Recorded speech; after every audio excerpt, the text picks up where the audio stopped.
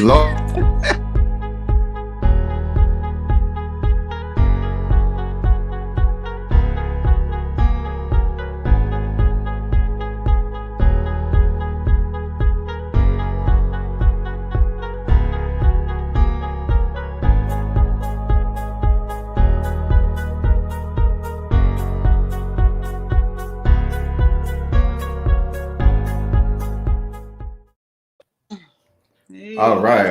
All right. Peace, family. What's going on?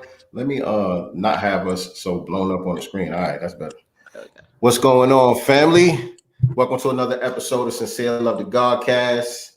I am here with my lovely co-host, nyctegur in the building. How you doing tonight, sis? Everyone. I'm good. How's everyone out there today? It's beautiful Sunday.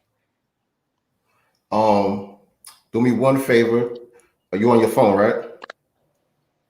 Yeah, just turn it sideways. Turn it landscape mode. We'll see you a little bit better. All right. There you go. Better? Yep. Much better. All right. So we in the building, and I appreciate y'all joining us tonight. It's going to be another great episode. I've been looking forward to this all week. And what we are going to be discussing, our main topic is going to be the man in the house rule, which is touching on the racist roots of the welfare system and the United States government's continued war on Black families. Great topic that your mom chose for us tonight. Yeah. And I were talking about it. And it's crazy because a lot of the stuff my mom is learning from me. When you talk to her about it, the way we know, she gets it now. They didn't get it then. They thought that, the women of that time were doing what they needed to do, for their children. And I'm like, well, what about the man? They helped make the children. What about what he was going through at the time, at the same time? So, it's kind of like, I don't feel like it's fair to be like, talk about deadbeat dads or, the man walked away when, no, most of them were pushed away. You know what I'm saying? Facts. And, there was a choice made and, I'm not going to dispute why, you're trying to feed your kids. I believe that there's a way that you could have finessed it, because people finessing it now, but, the divide happened. Yes, the system helped, but then Black women start taking on the same ideologies as these white feminist women. Hold on, because you about to go deep. We gonna get into that. We're gonna get into that a little bit later on in this show. But yeah, man, that's real, man. That's real. It was a hell of a Jedi mind trick, and the shit worked for a long time. You know what I'm saying? And so it's a good thing that your mom is open to listen to you. That says a lot about your relationship. It says a lot about the respect that she has for you, because you know what I'm saying, a lot of our people, their ears is just completely shut. They don't want to hear nothing else, especially the older ones. Go ahead, do your thing. And so yeah, ladies and gentlemen, that's going to be the topic tonight. Some chick named Star, you was in the building early with us tonight. I definitely appreciate you tapping in and joining us. You know what I'm saying? This is only our second episode together, and so we're building and we're growing, and you're gonna be one of the day ones. We appreciate all of y'all that's joining us today. Y'all gonna be the day ones that's here with us to watch us grow this platform. You know what I'm saying? As we expand and get to reach more people. You know what I'm saying? So we definitely appreciate y'all being here. Absolutely. And what I want to do, last week, we talked a little bit about you. You know what I'm saying? And I was thinking about it, and I'm like, why am I acting like everybody just know me? You know what I'm saying? Like, you know what I mean? Like people, because you're popular. Like everybody just already know me. Let's introduce you, since nobody don't know who you is out here. Like who the hell? You know what I'm saying? So now I thought about that, and I was like, okay, let's flip that for the beginning of the show. You know what I'm saying? I want you to, pick my brain a little bit, ask me some questions that you might be curious about, get to know me a little bit better, and some of the audience as well, because a lot of people are tuning in for the first time, even though I started this last year. You know what I'm saying? I have a lot of new followers and stuff like that. So a lot of people are tuning in for the first time. Shout out to View of One. How you doing, beloved? All right. So So let's get yeah, started. You know, you could take or it from here. you know, we hear that East Coast. You know, I told you about that. You know, when we first spoke. You know, we hear that East Coast in there. Tell us where you from. You know, and let's go from there. You know, where you from? Yeah. Um, Yeah, so for those of you that don't know, I'm sincere love to God, and you should know that since you're here. But I'm from a small town. I'm from a small town, kind of upstate New York, not really upstate like Buffalo, Rochester. I'm like uh, about an hour north from New York City, place called Middletown. That's in Orange County. And so, you know, we affectionately call it M City. You know, shout out to M City, the whole 845. That's where I was pretty much born and raised. You know what I'm saying? But you know, I've been around, up and down the East Coast and stuff like that. I ain't never been on the West Coast, actually. I never been nowhere on the West Coast in that time zone at all. So I got to get out there, come check y'all out. and so, how did you end up where you are now? So I And ended how up long? moving here. I moved here in 2013. And what happened was my baby mom, she moved down here like 2 years before that. You know what I'm saying? And we had two young kids together, plus her older son, which you know I raised since he was like 2, 3 years old. And so it just got to the point where she was down here by herself. She ain't have no help with nobody, anything like that. And you know she's working. Kids are going to school, so her trying to keep up with all three of them and keep her eye on all three of them, it was getting kind of overwhelming for her. And so she asked me, you know what I'm saying, if I would consider relocating, which I was totally against at first because, you know, I had my own business back in New York. I had my own barbershop and things.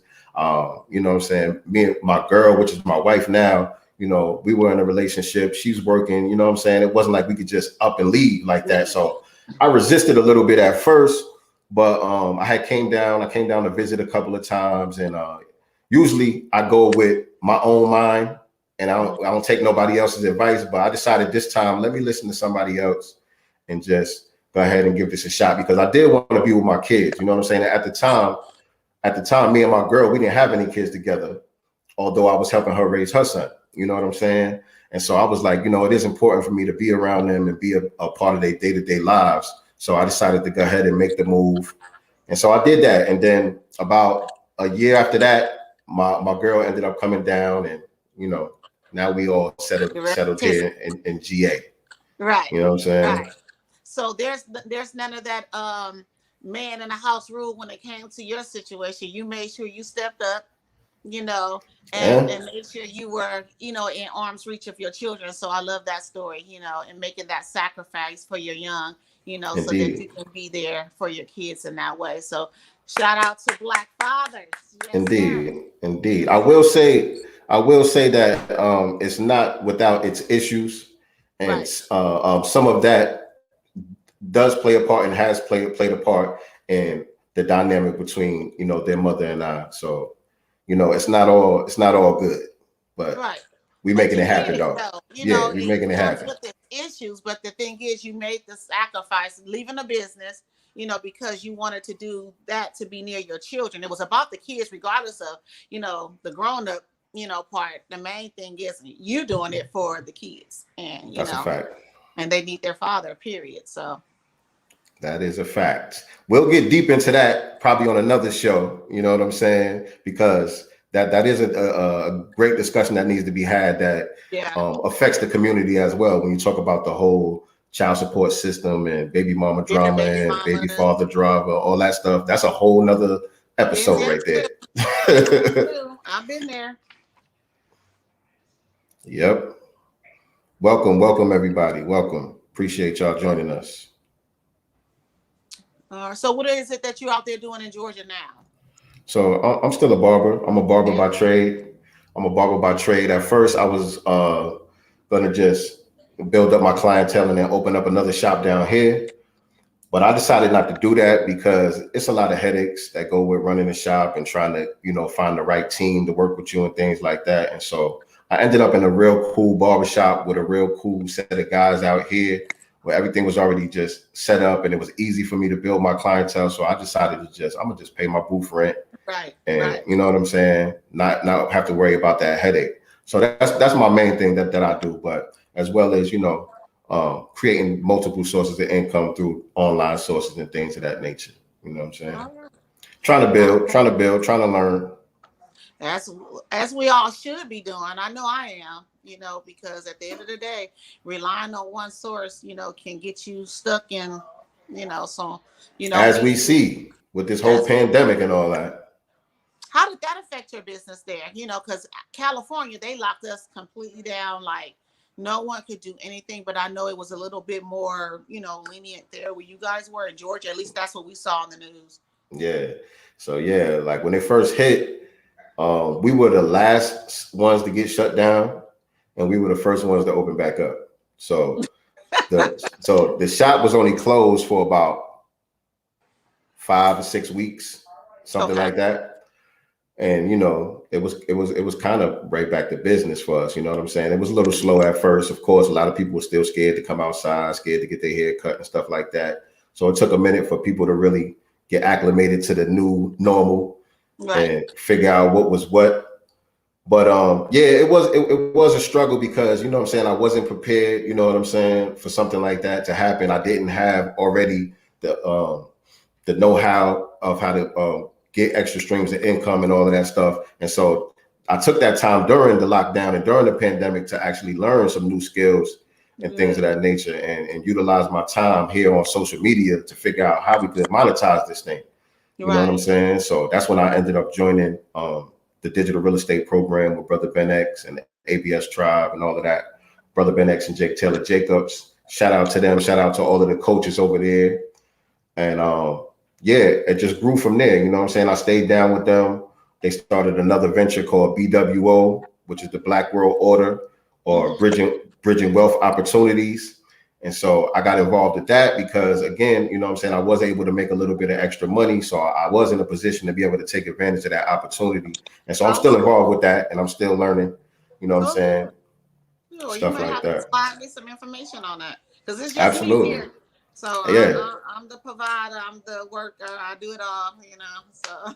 Yeah, everything that we doing right here, like I've learned this through the program over the past year. All the editing that you see me doing, the videos and stuff like that. I ain't know how to do none of this a year ago. Wow. You know what I'm saying?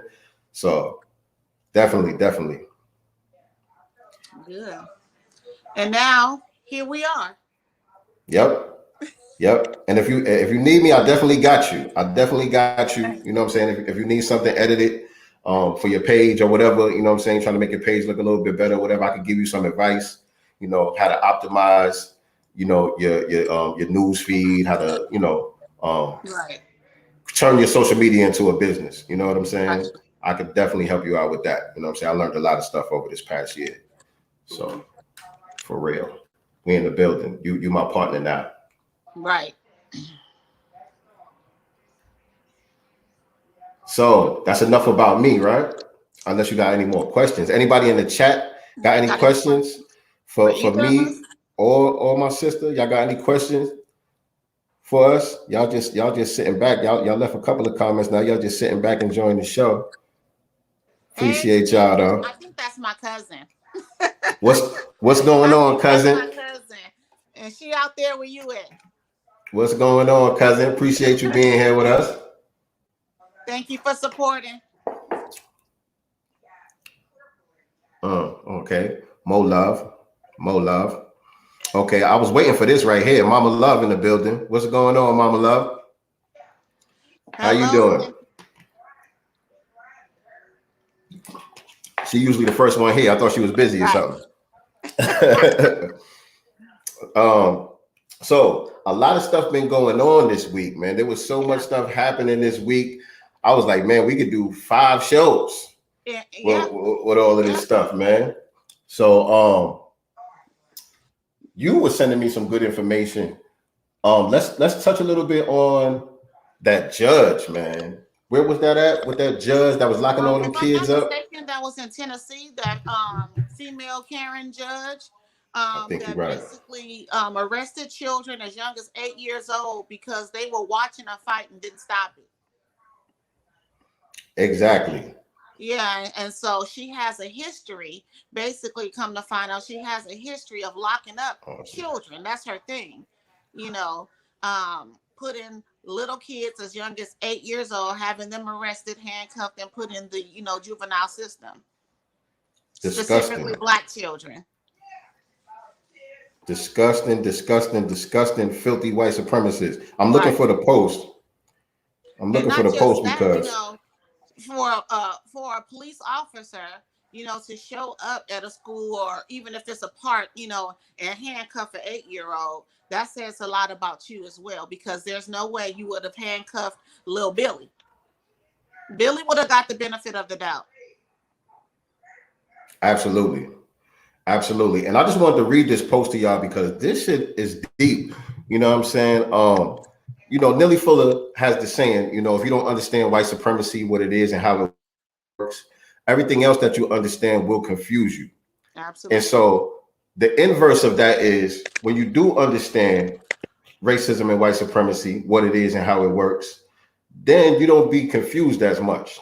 Right. And you don't be surprised by a lot of shit. But this actually surprised me when I read this. I was shocked by this. Are you frozen? No, I'm not. Oh yeah, you was frozen for a second, but you good. So I wanted to read this to y'all, man. She put the post up, and I was definitely shocked. So 3 police officers went to an elementary school in Tennessee and arrested 4 Black girls. 1 girl fell to her knees, another threw up. Police handcuffed the youngest, an 8-year-old with pigtails. Their supposed crime? Watching some boys fight and not stopping them. First of all, The where's the police wound up. It's an 8-year-old girl and her friend's responsibility to stop some boys from fighting. Right. And not only is that their responsibility, but the fact that they didn't do it is a crime. Right. It's criminalized. But it gets deeper, family. The police wound up arresting 11 kids in total, using a charge called criminal responsibility. The arrest created outrage. State lawmakers called the case unconscionable, inexcusable, insane. So how did this happen? These arrests took place in Rutherford County, which had been illegally jailing kids for years, all under the watch of Judge Donna Scott Davenport. I wish I had her picture right here to put up on the screen. But her name is Judge Donna Scott Davenport.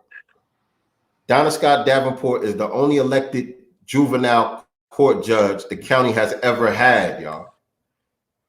She's the only one. And she targets Black children. Am I freezing? Can y'all hear me? You froze. It was kind of sound like you were underwater a little bit, but a quick second. Come on, we did good last week. Now it's fine. Don't get janky on me. We did good last week. Now it doesn't look as clear, but you sound great.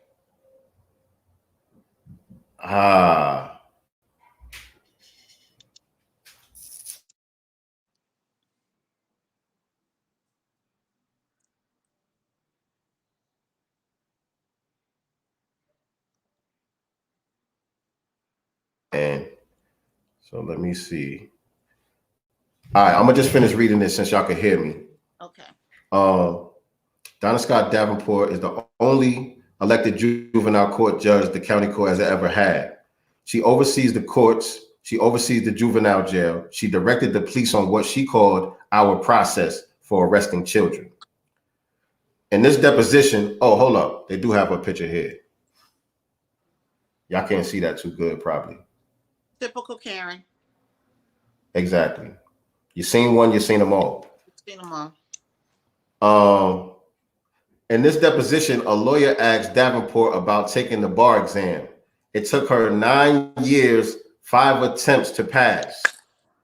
3 years after she got her law license, she was on the bench. So who she knew? Or was she just white? Right. You know what I mean? Or was she just white? But this is crazy that outrage hasn't come about under this Okay. ladies, you know what I'm saying, a long time ago. What's going on with the black folks out there in that area in Tennessee that was just allowing their kids to be railroaded through the system like this and not making no noise about it? Because this has been going on for years. Right. I think a lot of black people literally have been beaten into submission. I don't think that a lot, like, this generation don't have a lot of fight in them. You know what I'm saying? Like, we'll fight each other, over stupid stuff, argue, you know, we got black people arguing over Dave Chappelle, but when it comes to what we need to be fighting about, we just dropped the ball. Well, we ain't gonna, that happened in that county. That wasn't our county. No, if it happened to, 1 to 11 black children, it's all our children. Facts. Get involved. I heard, don't judges have to be voted in? Why hasn't she been voted out a long time ago? And the juvenile court, I don't even know if they get elected or not. I'm not even sure about that. But you're right, though. You're right. Something should have been done a long time ago, man. Not only the parents, but school staff. You know what I'm saying? People that work at the courthouse. You know what I'm saying? People that work in the juvenile system. Like, nobody's antennas went up. Like, what the hell is going on here? And my thing is, to arrest children for not stopping the fight, why wasn't the police called on the staff? Shouldn't they have been cuffed? They should have been going to jail. It's not children's responsibility to get involved. Most kids, parents tell them, if somebody is fighting, don't you get involved in that, because I better not get any calls from you and you getting in trouble and blah, blah, blah. Some parents talk to their kids about stuff like that at home. So they probably didn't feel like they should get involved. Or just like we see on social media, if I get involved, am I going to get in trouble? Is the security guard or whoever going to start hitting me upside my head thinking I'm the person that started the fight? Like, these children are scared. Yes. And so, yeah, that's a great point. If it's a crime to not stop the fight, then why weren't the staff members locked up? That's a great question. Those are students. But then again, this lady is running the juvenile court. Right. And you're talking about a youngest, 8 years old. That's a baby. One throwing up because guess what? In that moment, that child thought that something was going to happen to them. Am I going to get beat up? Am I going to be the next Trayvon Martin? These kids aren't stupid. They see everything that's going on and they hear us talking about it. Yeah, I just wanted to read this last part from the post because it says one commissioner who used to work in a post office came up with the charge of criminal responsibility for conduct of another. But the problem, there's no such charge. They made this shit up. I'm white and I say so. Literally. I'm white and I say so. You know what I'm saying? And I guess that's the part that shocked me, that this was going on for so long and nothing was said about it until now. You know what I'm saying? So, yeah, man. This shit gets savvy. The power of social media, now a lot of things are being highlighted due to social media. A lot of people complain about social media and I say, it's what you make of it, but we're in a time now where we can see things happening in real time. So that's, to me, the good part, about it. And, you can also research information in real time as well. So I think that's just, now we have the power of, social media. Otherwise, if this was, 10 years ago or later, it would have been swept under the rug, as it has been obviously in their area. Yeah. Think about all the stuff that we only came to know about because of social media. The mainstream media didn't break a lot of these stories. We would have never knew about Ahmaud Arbery and, what was going on in Ferguson and all of that stuff. Like, that was due to social media. So definitely, you said it. It's all about how we use it. You know what I'm saying? Right. Don't just be on here, just twerking and shit and doing dumbass challenges and shit. You know what I'm saying? You know what I mean? Challenge, other than the reparations challenge, black people coming together and getting on one accord when it comes to the political, realm of everything and making sure we're on code. That's the only challenge I want. On code challenge. How about that? Hashtag on code challenge. That's it. Hashtag on code challenge. Oh man. I don't know what I did with my little notepad. I had some notes over here of a couple of topics that I wanted to get into because there was a lot going on. So I said, let me write some of this stuff Cruel and down. unusual treatment. It is cruel and unusual Hold treatment. on. The thing is, it's been happening to children. You know, you can go back in the days, children, you know, being harassed by white people going to school in the 50s and the 60s. We've gone backwards. You know, where is Jim Crow Joe with the black, you know, hate crime bill? We still lost. Black don't speak up for themselves in those small towns because they scared. Mm. Absolutely. Yeah. That's a Oh fact, yeah. cuzzo. That's a fact, cuzzo. But it's like, scared of what? Like, are they still? Well, I get it because unfortunately, black people don't have a lot of power, right? But we had no power back in the days when, you know, certain leaders were still stepping up. They were willing to take those beatings. They were willing to get those dogs sick on them and water hoses and stuff. So what is it that we're really willing to fight for and die for? Get hurt for? When it comes to children, you know, anything goes. You know, you're supposed to put your life on the line at that point when it comes to children, especially. You know what I'm saying? A brother here in California just this past summer just got killed at a shoe store. You know, they were lined up in Beverly Hills, and he was actually an employee. You know, an argument or something because they were doing some type of raffle, you know, for some sneakers, and he lost his life basically over some argument over some sneakers. So people willing to die, but also for the wrong crap. We got to get that handled and fixed immediately. Enough is enough. When it comes to children, I don't care what. You have to be able to get out there and fight. Men, women, everybody get out there. And you're going to have to take a beating. Otherwise, your children, we're repeating the same dumb cycle over and over because nobody wants to stand up. Nobody wants to get in good trouble. What happened to the good trouble? For real. And speaking of scared Negroes. Behind it. It's just a slogan. Hell, he was bragging about getting his head beat in. Damn. I'm sorry, y'all. My service is janky, and I don't know why. Oh yeah, CPS, the welfare system. What we're gonna talk about tonight is not just people, you know, applying for assistance. We're also, or I would like to dive into, you know, the CPS system. Black children being removed from the home to abusive situations.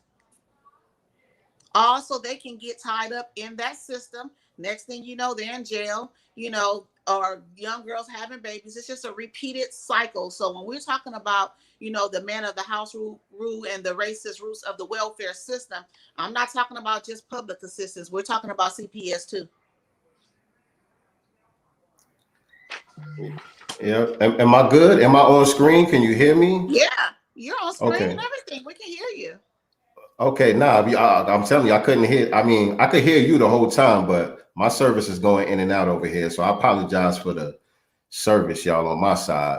But yeah, man, speaking of scared Negroes, one Negro that showed us this week that he wasn't scared is our brother Dave Chappelle. Did you get a chance to check out the Dave Chappelle special?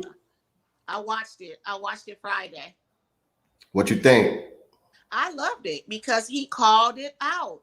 You know, like, who are you guys that, one, you can't handle a joke or you can't be talked about, you know? And they're the main ones with this whole cancel culture. Because again, we can say the N word, we can call Black women specifically these hoes, everything. No one gets in an uproar. And then what I don't like also is they'll say, you know, Black trans people this and they're Black.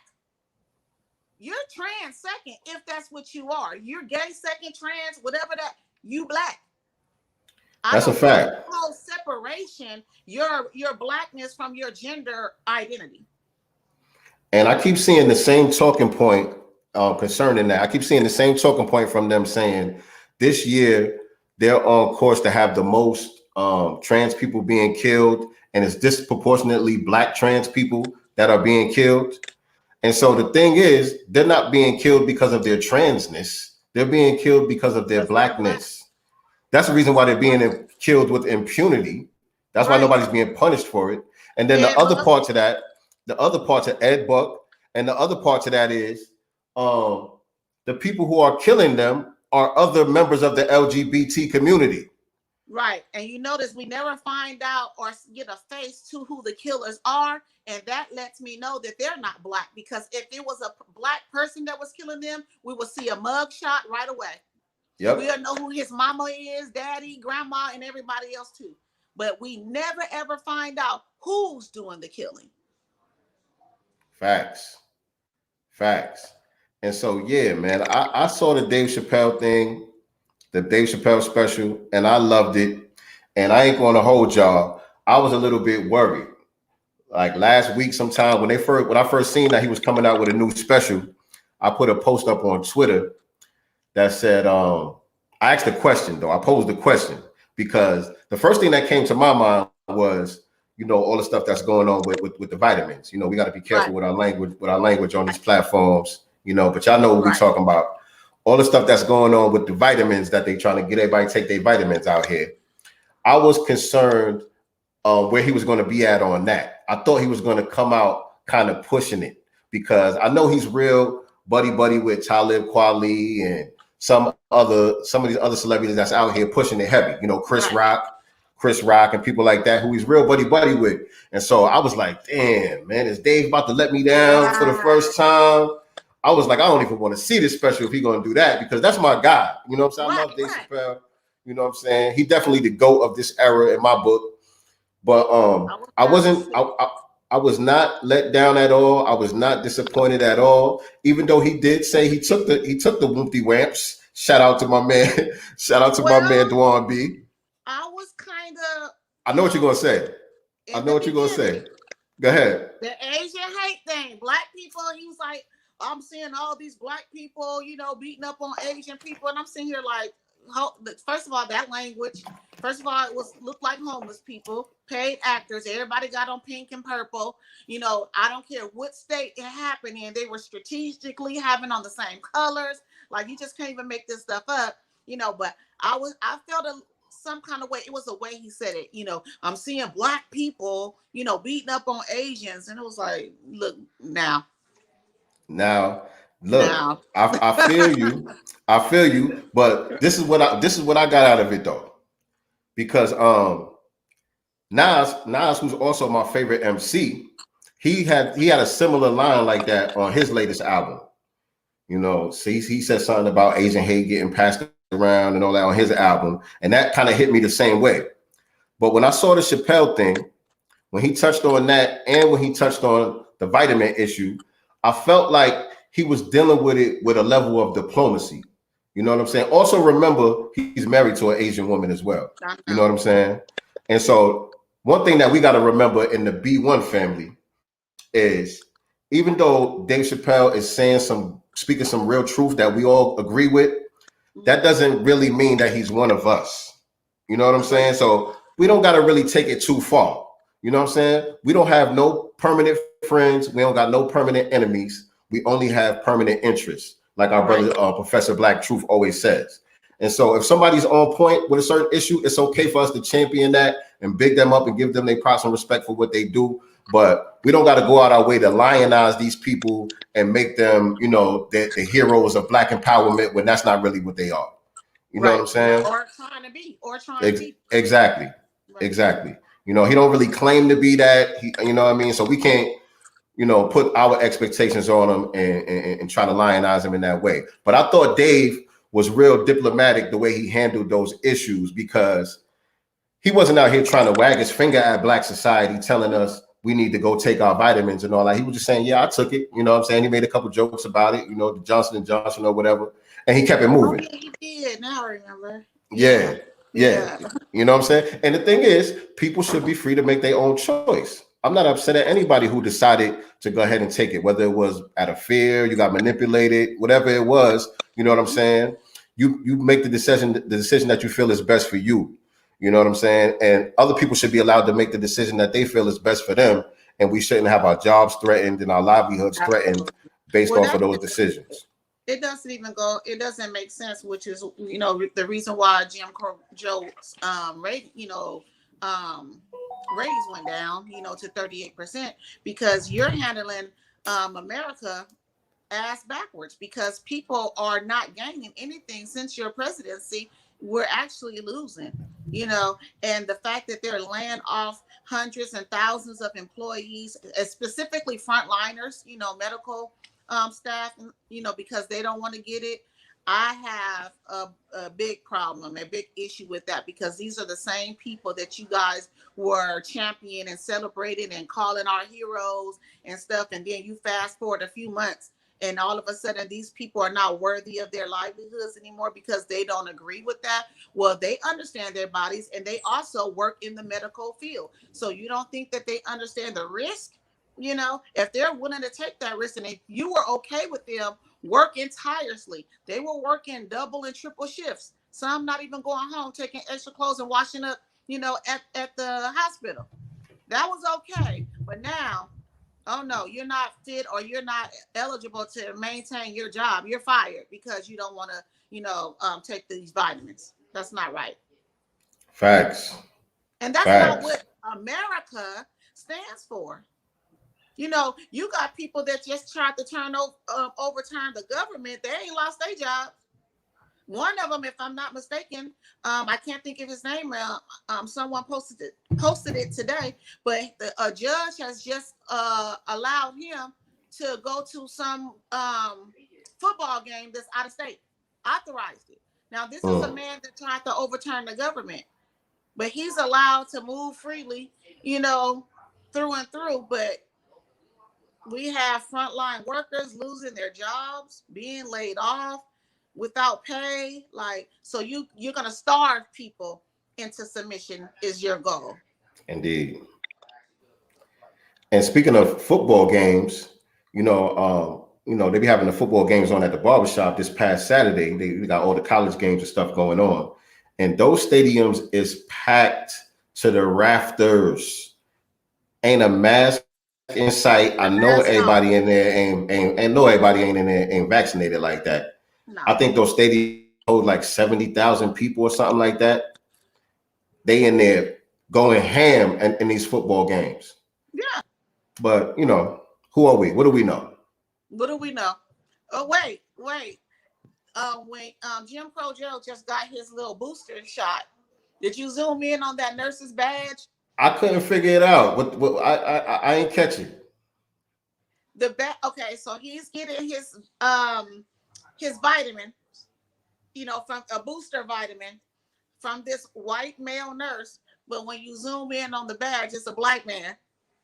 Really? I'm like, y'all, this clumsy. Like, this is how clumsy they are. Zoom in, y'all. If y'all see the find the video or a photo of him having his booster vitamin, right? We're being careful here. And zoom in on the ID badge of the nurse, the male nurse that's giving him his vitamins, and is he black as you? Wow. I did not peep that. I was like, what am I missing? I'm looking at the picture like, what am I missing? I don't see what's going on, because I was focused on the empty wamp. You know what I'm saying? I'm like, is it empty? What they trying to say? I don't know what's going on. I ain't get it. But wow, that's crazy. Yes. This is how retarded they think we are. Like, literally, these people have no sense. We can just, he obviously grabbed the wrong actor's badge. And no one paid attention. And so I think Cuzzo got a question for us. You know what? My whole thing is I'm voting for whoever has policies and tangibles for Black America, period. I did not vote for Biden or Trump this time. And it was because neither one of them spoke to Black America. I will give Trump, kudos, because at least he did sit down with Q. He did make some adjustments to his platinum plan, you know, and pull some things in from Ice Cube's contract for Black America into his plan. So I give respect, you know, to that, but it was still, you know, some, you know, language in there obviously that needed to be updated, but he wasn't, you know, speaking loud enough, I guess, to Black America. So I didn't vote for either of them. But again, whoever has a plan specific for Yeah. Black Americans, tangibles, just like the Asians just got, just like these Afghans, those are specific. Yeah, they ain't even citizens. And they talk to us in that way and give us tangibles. You got my vote, and I don't care if it's Republican or Democratic, independent, libertarian, whoever got it, that's who gonna get mine. And that's intelligent. You know, that's how intelligent people think. That's how grown people think. You know what I'm saying? And, you know, some people think, you know, not voting at all, then that means you're not doing nothing. But sometimes, you know, not voting is a strategy as well. You know what I'm saying? And it definitely sends a message to the establishment. It sends a message that the system is not working according to plan. And they have to regroup and figure out a way to get us back participating in the system when the system stops working according to the way that it's supposed to work. You know what I'm saying? So it would be very strategic for us to sit out in large numbers and let the shit fall apart, man. Right. You know what I'm saying? Honestly, and with this past election, they saw that we didn't have the heart to do that on a collective because people were voted out of fear. You know, Trump's doing this. First of all, the police killings and stuff, that pretty much started happening under Obama. Nobody said a dang on word. Nobody held him accountable either. You know, when it came down to holding officers accountable, oh, well, you know, that's up to the state. He made excuses too. Yet you still have Black people that still love him and still refuse to say anything negative about him. And we still have people right now talking about Trump. He's not in office. Everything that's going on now, this mandate, people losing their jobs, etc., is happening under Joe Biden's watch. So don't talk to me about Trump because he's no longer the president. And also the Democrats have control of the House as well as the Senate. So no more excuses. I don't want to hear Trump's name right now. He's not the president. He's not a nominee for nothing. So leave it alone. Yeah, so the Democrats, they're not going to have a boogeyman this time to scare everybody to the polls. You know what I'm saying? So I don't know what they're going to do this time. But everybody, I mean, they still want to maintain control of the levers of power. You know what I'm saying? And right now it's just not they're not in a good position. They chess moves ain't looking good for them. You know, that's why they're trying to get all these illegals over here, and fast track them to citizenship so they can stitch together a new voting block because they know they're in trouble. Also, with that whole voter ID stuff, they don't want people to have to show ID. Why not? I've always had to show ID, and as a citizen, what's wrong with that? I've always had to show ID, but you're trying to make it easy for people who are here illegally a lot of times to vote for y'all. That's what y'all are trying to do. This has nothing to do with them trying to strip the rights of voting from Black people. But Black people fall for that crap. They're trying to take your voting rights. No, they're not. They're trying to make it right for someone who's not supposed to vote here. Exactly. Here, ain't nothing wrong with our voting rights. You know, like where's your third eye? Ain't nothing wrong with our voting rights. I am a damn near 3-time felon. I can vote if I want to. I got my ID, and if I want to take my ass down there and cast my vote, I have the ability to do that. Ain't nobody stopping me. You know what I'm saying? You always had to show ID. Yeah, absolutely. I've never voted without showing identification ever. Ain't nothing wrong with that. And there should be identification. I need to know that you're supposed to be voting. What about all these dead people with ballots that came? They counted ballots of people that were deceased for years. Yeah, man. Listen, appreciate everybody that's tapping in with us right now. You know, it's another good episode so far. Sincere Love to Godcast. Make sure y'all hit the like button, share this broadcast on your social medias, subscribe to the YouTube channel, and hit the notification bell so you can be reminded when we go live to have these discussions. Shout out to my sister, View of One. We're going to have to figure out how to mod you up. I don't know how to do that, but I appreciate you doing the damn thing in the chat room. You know what I'm saying? I appreciate you doing the damn thing, man, keeping people reminded of, you know, how to get this algorithm up and all of that, man. Appreciate you. Thank you, sis. Let me see. My brother said, they're they are doing doing more more for for. Afghans that they don't wait. They are doing more for Afghans that don't like you, America, than Black people who have been here 500 years. Facts. Actually, longer than 500 years. You know, Black people have already been here. Not all of us came here on slave ships either. Another show. Do for self and adopt the Nipsey plan. Absolutely. All right. So we're gonna get into the meat and potatoes of this broadcast, because we going in. We could be here all night. Like I said, there was a lot of stuff going on this week, and each topic itself could be its own show. But we ain't gonna keep y'all here all night. We know y'all got other stuff to do. You know what I'm saying? But we are gonna talk about this important topic, though. We are gonna talk about this thing, though. Yeah. And so what I want to do, let me I should have had this ready, but I want to share my screen with y'all. What do I want to share first? What do I want to share first? Actually, I'm gonna do this first. I'm gonna do this one first. Boom. Now, hopefully, this doesn't give me any problems with my service being a little janky tonight. We'll be all right. Positive vibes. 5, I believe. Man, I had everything set up. I had to do all of the running around today, y'all, because my wife started a new job.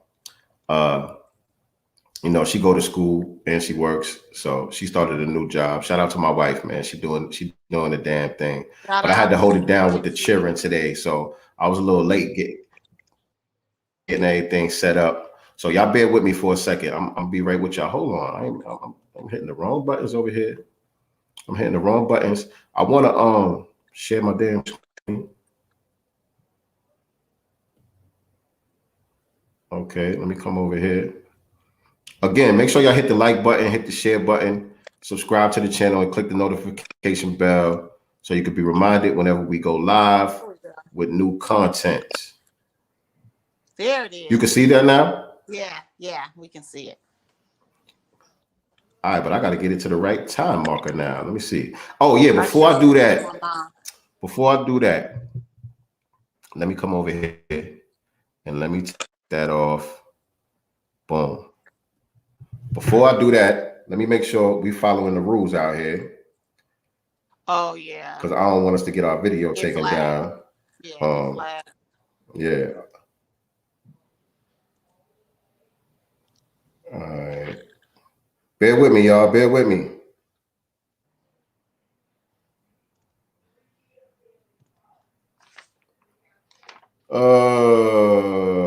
Man. I cannot find this right now. Oh, there you go. Hold on. Here we go. Fair use.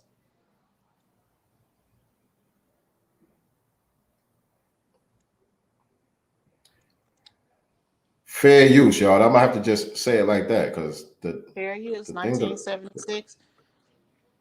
Oh, fair thank use you. Act That's what I need to put. That's what I'm looking for. And it still ain't coming up. But anyway, I'm about to play this video, YouTube, and I don't own the rights to this shit, so don't take my video down. All right, YouTube. Right. You know what I'm saying? I'll put it in the description after the fact. Yeah. You know what I'm saying, to try to make sure that we covered and all that. But I'm going to play this video for y'all so we can get into this topic.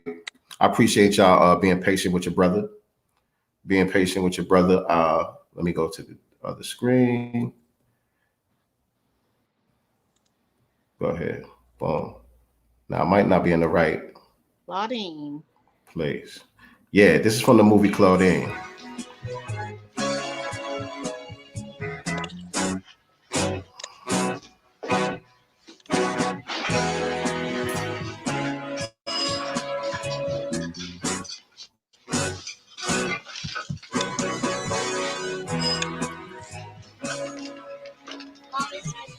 Social worker. Well, don't just stand there, honey. Let her in.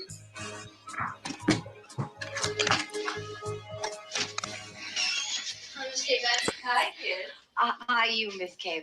Fine. How are you, Mrs. Price? Oh, just fine. Fine. But, you know, they haven't sent me the authorization to buy the food stamps for the past months, and then they cut me off for non-purchase. Now, Miss Kavak, why do they keep messing with me all the time? Ah, the system's one big screw-up. Well, I'm glad to hear you say it, because no one...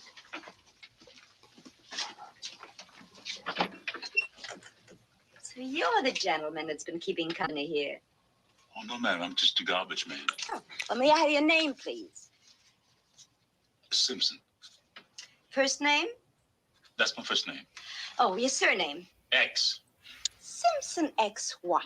Simpson X. That's it. You've heard of Malcolm X. I'm Simpson X. Hey, say, listen, I want to ask you something. You're supposed to give aid to dependent children, right? Well, why don't you just go ahead and give aid to the dependent children instead of worrying about who the mother's keeping company? Oh, let me straighten you out on something, Mr. X. There was a time we'd ask to use a bathroom to see if there was a razor in the cabinet. We don't do that anymore, but we do have to know what's going on. And you live here or elsewhere. Is that a gift you're giving to the family? Do you contribute to the support of this whole family? Whoa, lady. You gonna tell us you can have this set? It didn't cost you in the city a damn dime, but you gonna tell us you can have it, right? Oh, I didn't make the rules, sir. I'm only doing my job. The welfare ain't doing nothing for me, lady. But the welfare is... All right.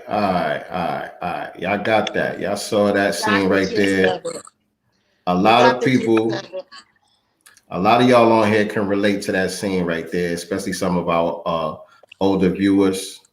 Mm-hmm. So I want you to speak on that right there a little bit, sis. You know, talk about, you know, some of the experience that your mom was sharing with you, and Right. you know. So the reason why we chose this topic is my mom and I happened to be on this topic or whatever, and she was just telling me about the experiences of her mother. You know, when my grandmother moved from Texarkana here to California, you know, she moved here from Texarkana, leaving her hubby, you know, behind, but she came here to Cali with 8 children. So she needed assistance.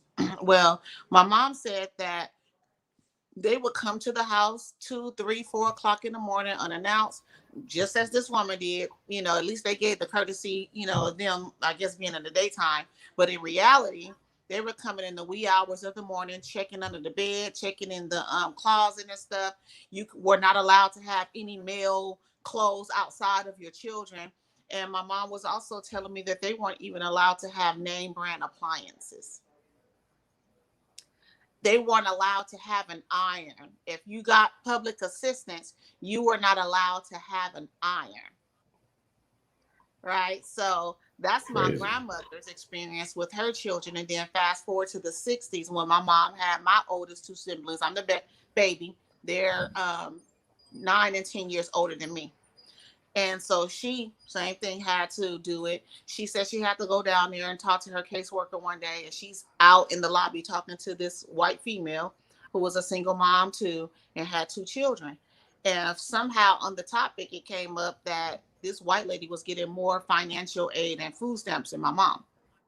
And so my mom, you know, took it in. And when it was her time to go in and talk to her worker, she brought it up like, well, why is it that this lady, we have the same amount of kids, you know, her situation is the same.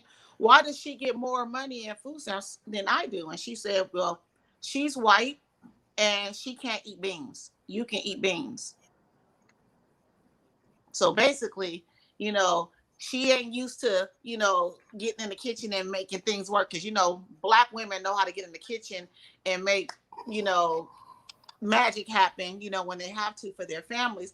But my mom said, you know, she couldn't say anything. She couldn't argue, you know, with them. But basically, you know, go buy some beans. Beans are cheap. This white lady can't eat cheap food with her children. That wicked ass double standard. That wicked double standard. And they were not allowed to have a man in the home, period, point blank. You could lose your assistant if you did it. You were one clowning.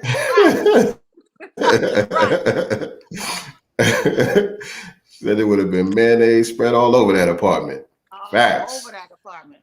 And then I don't know if you guys if any of the viewers recall, back in the days, they have this lady named Linda Taylor, and she was coined the welfare queen, right? She was a Yeah. lady out of Chicago, and they coined her as the welfare queen. And you had the likes of Ronald Reagan, you know, calling her out, but they made it seem like this was a Black woman. So they made her the face of the welfare queen system and kind of targeting Black women and making it seem like Black women were the number one persons on the welfare system. Well, this lady was a mulatto who could actually pass, you know, for different. She was very racially ambiguous. When I saw her online, I was like, she doesn't even look Black. And they showed so many mugshots. Like, she would act like she was white, Asian, Hispanic. She would do Black too, but I guess, you know, Black people, we come in so many, you know, tones or whatever, but they could never find any photos of this woman outside of the photos of they couldn't find any photos of this woman with her Black family, only the white side. There's nothing from her Black side. Every photo that you would find of her prior to her arrest history when she was younger was only with her white people, because that's who raised her. So she was basically making between welfare, Social Security benefits, and stuff like that over $150,000 a year. That's how much she milked the system for, and Killing she the only game. served about 6 years. So that lets you know she wasn't Black. And that was back then. I just seen they gave this dude out here in Atlanta. They just gave this dude like 70 years or some crazy shit for the PPP loan thing. Yeah, and he only got like a man 3 million. Yeah, he got about 3-4 million, something like that. Yeah. They gave that boy But to 70 serve that years. much time. That's crazy. Right. That's crazy. And the thing with him, and not to get off topic, but you know, I kind of like what he did with the bread. You know what I'm saying? He bought a little bit of clothes and some jewelry. He bought a little bit of clothes and some jewelry, but he went and started a trucking business. You know what I'm saying? He was trying to make some major moves. He paid off his child support. He had like 70K. I think it was 70K in child support. He paid that off and went and started a business. But anyway, that's that double standard. That was a big double standard. Yeah. So then we have, you know, fast forward to 1992 when Bill Clinton decided that he was going to run, you know, for president. He started doing the same thing Reagan was doing, which is talking about the welfare queen and, you know, the promises that he would make when he got into office. And then in 96, that's when he did the whole, you know, welfare reform thing where, you know, you either are going to go to school, you know, or work for the benefits basically that you get. And then they capped it. You can stay on for a lifetime. I believe it was like 5 years or something like that. You can stay on for 5 years, but they'll also, you know, help you go to school or something like that, which I feel like, you know, if you're going to take advantage of those, the assistance, take all the assistance. If you're able to go to get cash aid, you know, subsidized housing, you know, free daycare, you know, food stamps and stuff, and somebody's offering you free education where you don't have to go take out a school loan and all that stuff, you also need to take advantage of that too. But unfortunately, you know, not every person did it, or took advantage of it. But I don't like how Black people are the face of it, because the number one person that's on the welfare system is the white woman. Still. Facts. To this day. Facts. To this day. You know? To this day. We got to make sure that, you know, when people start throwing out these stereotypes, you know, against Black people, it's important for us to do our research too. That way you can combat these lies. You know, we're going to have to make sure that we are understanding what's going on so we can combat these lies. No, you're not going to make us the face of this BS. You know, I had to show off a little bit off, but, you know, people saying like Black people commit the most crimes. I went on the FBI website. Well, let me see, you know, who's committing the most crimes. Well, audience, who you think it is? I think we in like third place. You know what I'm saying? So before you start, you know, spewing out these people's, you know, negative, you know, tropes about us, make sure you're doing your research and check them every single time. And sometimes you got to check the people that look like you, because the main ones I've checked is us. You sound like a white lady or a white man. Saying they're repeating all of this garbage that they feed you. Yeah. Just repeating it. Just repeating And it. that's my mom's right there on the screen, y'all. She said that is exactly how it was with Big Nanny when we first moved to the projects. So she talking about my grandmother. That's my grandmother. So all of us have these same stories in our family. The majority of us. If you foundational Black American, you know somebody in your family that been through exactly what we seen in that Claudine scene right there. You know what I'm saying? Like that was a big thing, and it still goes on. You know, the system, it refines itself and it gets more sophisticated. So they figure out different ways to marginalize and break up the family, but it still goes on, just in different ways. You know what I'm saying? And even with the breakup of the family, you know, not allowing these fathers to be in the home. Well, they never looked at the reason why he couldn't get employment, because, you know, you had white people mad that Black people were getting some of the factory jobs. They weren't allowed to be, you know, into the unions. You know, it was a whole bunch of things, you know, out there preventing Black men from being able to provide for his family. So if you're going to talk about the woman, the Black woman having to seek this assistance, also talk about that as well. You know, he was pushed out the home. And I think in the beginning, the women felt like she was doing what she needed to do to provide for her children. But that did morph into something else, because she started taking on the mindset and the ideologies of her white feminist friend, or who she thought was her friend. You know, that woman was just in there planting seeds to make sure that she helped her white man further divide you from yours. You know, and then she's gonna look down on you next. She don't want you in her neighborhood. That's why she moved. That's what white flight took place. You know, but it's crazy to me, like when my mom tells me these stories, how it's sad. It made me cry, because I was like, why would they do that? Why weren't you allowed an iron? My grandmother had 8 children. She needed to iron her kids' clothes before they went to school. You know, back then you hung your clothes on the clothesline. You didn't have a dryer. You know, so yeah, it's white supremacy has done a number on Black people, Black families. But once you learn what it is, it's up to us to correct it. We cannot continue, literally since the 60s, repeating the same cycle of BS that our parents, you know, aunties, grandparents went through. We have to change it, and we have to make sure that we keep our families together as much as we can.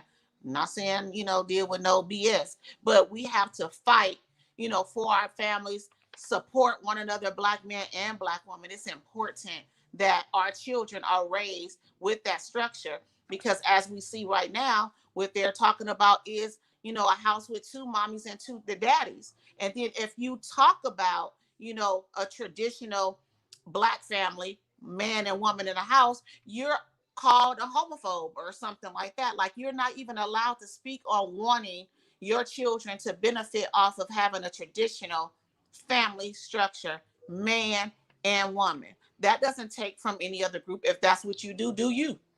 But in my house, this is what I want it to be. And we have to fight for that.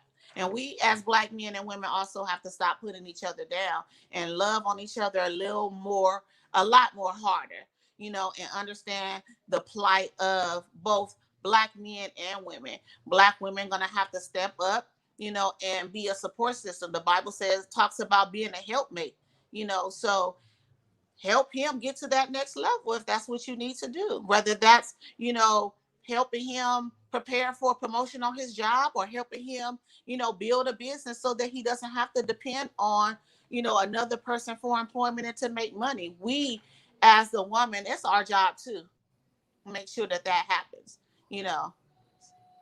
Can you hear me, by the way?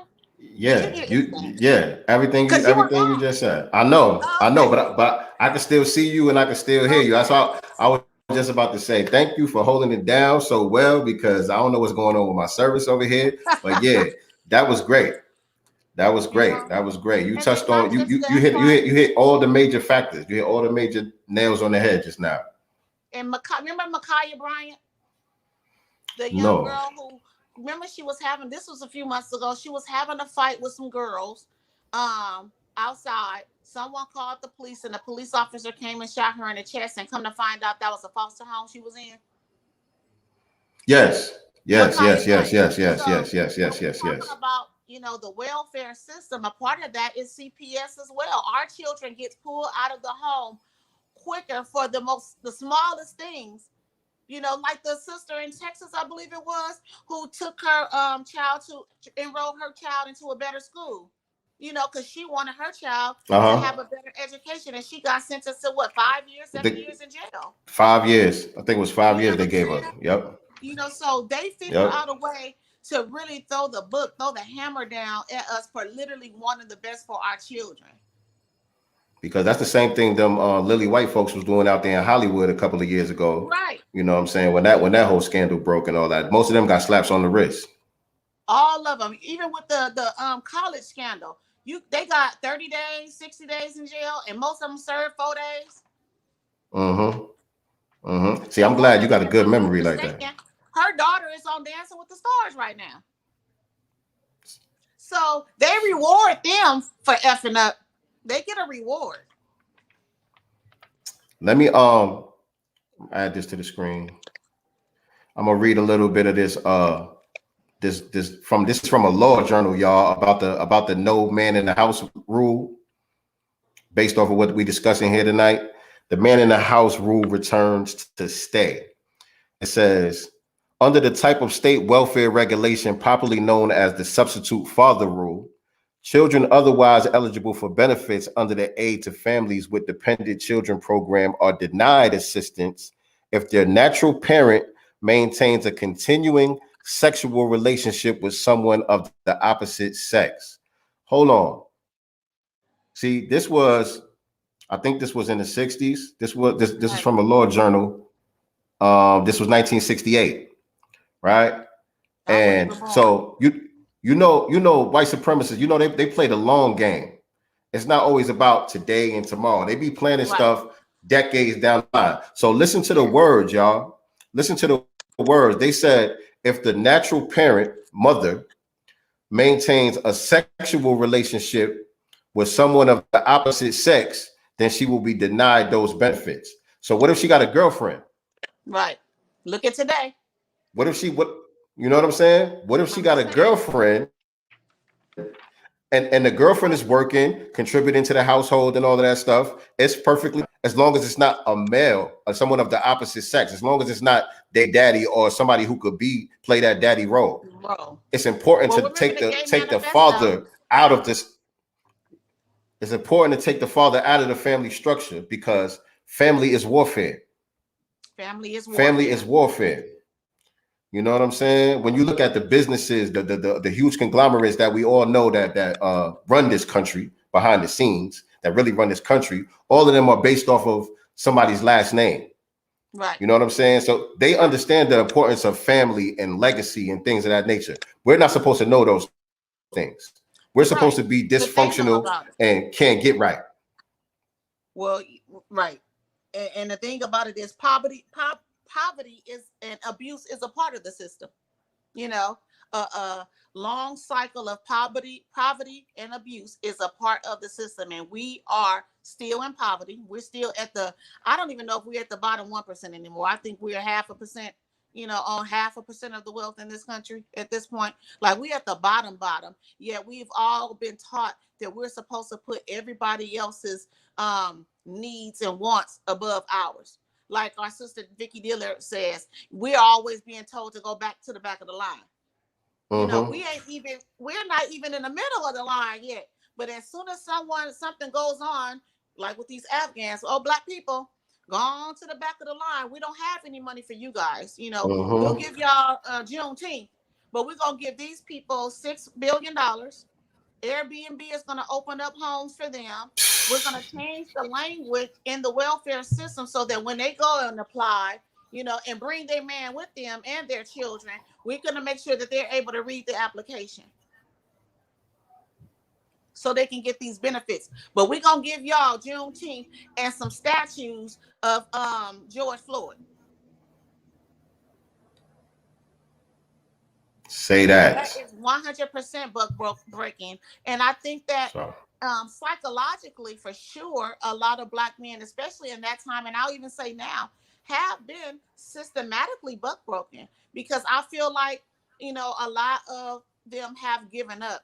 And sometimes I'm like, only the strong survive. You should never give up. You're supposed to fight to the death. But I also understand it, because everyone has a breaking point, and, I know they say, the least protected person in the world is a Black woman, but Black men just get torn down so much. And how do you survive that? How do you, as a man, constantly get beat and beat and beat and beat? Yes, some are going to survive, but some are broken. That's why we see these people walking out here like zombies, talking to themselves. And in the 80s, 70s, and 80s, the influx of the crack epidemic, they gave up. They don't have their woman no more, because the woman was the backbone at one point, but she gave them up because she felt like, oh, I got to let you go so I can get this check. And so all warfare is deception. And so how they maintain this without us really getting hip to it for a long time is through illusions. And so while they were desecrating foundational Black American society, at the same time, they were flooding us with immigrants who look like us. Yep. Right. And they were holding them up as the model minorities so that they can have somebody to point to and say, okay, we see everything is fine. Ain't nothing going on. Everything's fine. Look at this Black person over here. We gave this person an award over here. We got this person on TV over here. You know what I'm saying? And so we didn't even realize, hold on, these people don't even think like us. They are nothing. You know what I'm saying? We ain't even get hip to that until recently. You know what I'm saying? Shout out to the new Black media. Right. Literally till recently, you thinking because they got Black in front or at the end of their name, they're about Black power and Black empowerment, when they're basically helping keep us further down. They're, talking about LGBT and immigration. Well, what does that do for the people that are already at the back of the line? Nothing. And let me tell y'all a little above mine. Let me tell y'all a little story about some of the ways in which that works, some of the ways in which they do that. We still on topic, y'all. This all ties in together. But the other day I was cutting this kid's hair, 16-year-old kid. This is the first time I seen him, but he came with his cousins. I usually cut the cousins' hair, and they're some Nigerian kids. And so I'm cutting the kid's hair, you know what I'm saying, talking to him. And he told me he goes to school in Boston. So I'm like, you live here, but you go to school in Boston? So he's like, yeah. I'm like, well, what you going to school for? I'm thinking he's going to some type of specialized school. I'm thinking he wants to study something in particular. I'm like, you doing IT? What you going out there for? And he's like, no, my parents just want me to go to school out there. So I'm like, well, what kind of school is it?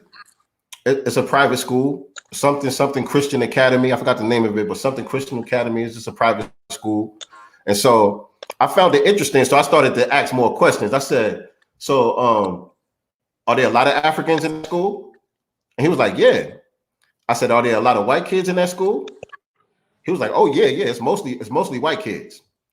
I said, so it's mostly predominantly white, and all of the Black people there are from Africa? And he was like, yeah, exactly. And so that's what they do, y'all. That's what they do. They keep them separated from us, put them around white folks, and brainwash them. They don't sit them down and literally tell them, listen, this is the plan. We got to make sure that we go against Black Americans and all that. They do it in a real slick way. Yeah, you know what I'm saying? Right. And then you have those same Africans. They got whole systems set up for them. All the way up, and they come and look, not all, but some look down, on us, and they start talking like white people. Pull yourselves up by your bootstraps. So you don't work hard enough. You don't do this, you don't do that. It's like, well, you over here because of the sweat and blood and tears that my people died for. So how you talking? Why weren't you able to do that in your? And that's exactly what I told him. That's exactly what I told the kid too. You know what I'm saying? Because I let him know. Once I knew what was going on, he's still young. He seemed like a cool kid. You know what I'm saying? So I was like, yo, listen, I don't care what your parents tell you. I don't care what none of your family members tell you or nothing. Always show respect and love to foundational Black Americans, because we're the reason why you're here and you have the opportunities that you do. Right. It ain't because of those white folks at that school that you're going to. You know what I'm saying? It was my people that fought against the system so that they would allow y'all to come over here. So always show respect to Black Americans. You know what I'm saying? I make sure I left him with that. Right. Tell your mom and daddy too. It's probably too late for them. You know what I mean? It's probably too late for them. Yeah. So also our sister Lida's Crown, she touched on this on her show last week. I forget what day, maybe it was Wednesday or Thursday, but these forced vasectomies on Black men. So there some representative, I believe he's in PA, Pennsylvania. In Pennsylvania. Some white woman who's, I believe she's part of the LGBT community. They want to do forced vasectomies on men. They didn't say Black men, but we know who they're talking about because they're saying you already know. If a man has 3 children already or reaches the age of 40, he has to get a vasectomy, whether he has children or not. So if you know anything about population control, you already know who's the target. Although we're still 13% of the population, so they say, which doesn't make any sense, but it does make sense that we're only 13% of the population because a lot of us only have 1-2 children. We're not having multiple children, or we're on birth control, or you're having hysterectomies, false diagnosis, so you can have hysterectomies. And also, let's talk about it, abortions. There's abortion clinics in our hoods on every corner. Period. Yes, indeed. Yes, indeed. Literally, I can walk to 2 right now. Maybe I probably can walk to 3 right now. Walk. Wow.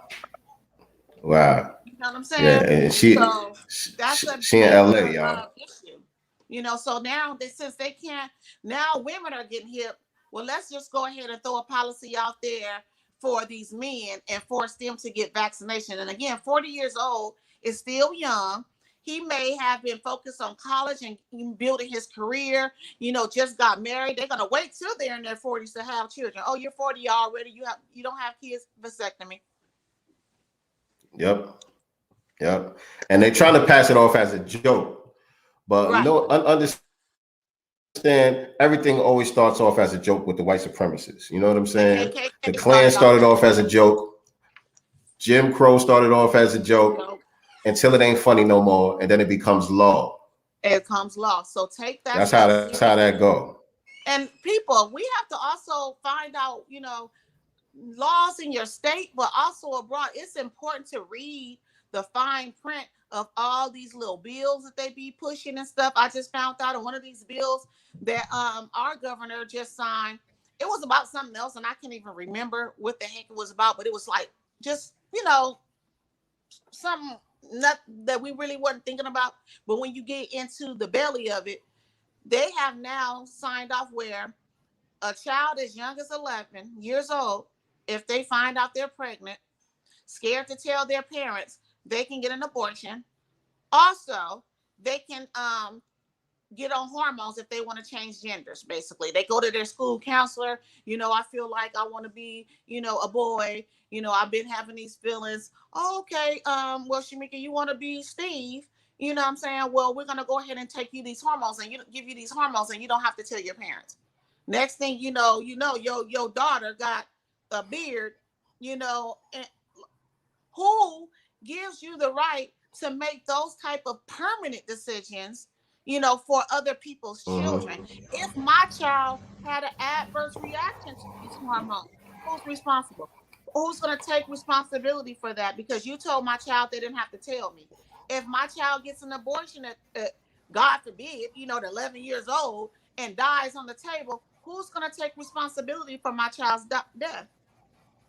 Because you took that right from me. Instead of you encouraging your child to talk to their parents, you're saying, well, I'll drop you off at the abortion clinic? Because an 11-year-old is not licensed, old enough to drive, so who's taking them?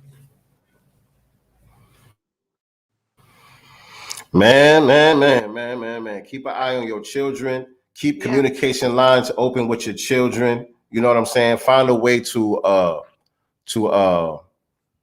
connect with them. You know what I'm saying? Right. While you're trying to correct them, you know, within their course of action, you got to figure out a way to connect with your children so that they feel comfortable coming to you with any issues they may be having, any type of way they may be feeling, things they may be confused about. You know what I'm saying? Because the forces are against us. You know what I'm saying? The media is a very powerful thing. You know, a lot of us, our children are subject to going to the public school systems and all of this stuff. You know what I'm saying? And so you think you're teaching your babies the right thing at home, but there's a lot of other things that's being programmed into their mind that we have to consider and keep in mind. You know what I'm saying? So it's important to keep the communication open between you and your kids, man. 100%. Very important. Also, you know, peer pressure is still a thing too. You know what I mean? So we can raise them a certain kind of way, and hopefully, you know, times 20 when you add on social media. Yeah, they friends have a, you know, big influence on them too. So, you know, I'm constantly talking to mine, you know, constantly, you know, I'm so thankful that he's very open with me and shares a lot, probably things that, you know, I'm like, whoa, you know, but I welcome it. You know, I don't make anything awkward or anything, because at the end of the day, kid, I'm here to make sure that you go the right way. You know, and it's a lot of demonic things going on out here, and don't get caught up in that, bro. Like, you know, no. Like, he had a homecoming game, you know, 2 weeks ago. He plays football. And so during halftime, you know, they're giving out, you know, homecoming awards or whatever. The dance ended up being the next day. But nevertheless, this one guy walks out and they're like, and here we have, you know, Jorge Sanchez as the whatever. And he says that, you know, he's a proud member of the LGBT community. The first thing on loudspeaker. The cheerleading coach, their cheerleading coach is a boy. All females. Got to be careful with that. You seen what happened with Simone Biles and all of that, and their coach. You know what I'm saying? Mm-hmm. Yeah. You know, and the thing is, I want my child to know. Yeah. Absolutely. They're trying to usher in Absolutely. pedophilia, so you better talk to your children as early as possible. I just posted on my Facebook page the other day. Parents, I'll say maybe 8 to 10, maybe 10 plus. Parents need to sit their kids down and look at butt breaking. It's time. Yep. And it's time to have those talks, the history of it, but also because it goes up into now. Because, you know, there's no not talking about it at this point. Yeah. You got to talk about it with your children, you know, and make that, and don't talk about it one time. Talk about it. It needs to be an ongoing conversation in your home. Constantly talk to your kids, but that's a great resource to sit down. You know, it'll open them up to questions of their mind. You know, mine's 16, and when he saw it, and I made my nephew watch it. He's 14, and they both had questions like, "What? You know? Yeah, let's sit down. Let's talk. Let's chit chat about this." Which my son has been to. I think I've taken him so far to like 2 of Tariq's premieres, live, you know, premieres. So he feels special because he has pictures and stuff with Tariq. That's dope. You know, yeah. That's dope. Yeah. That's very dope. That's very dope. I took my son, the one that lives here with me, the 14-year-old that lives here with me. He went down with me to the Foundational Black American Conference, and you know, he got to meet Reza Islam and all of that. You know what I'm saying? Got his book signed by Reza and stuff like that. So yeah, that's dope. Right. Yeah. That's dope. It's important, you know, and also, you know, making sure that they're around, especially boys, Black masculine men.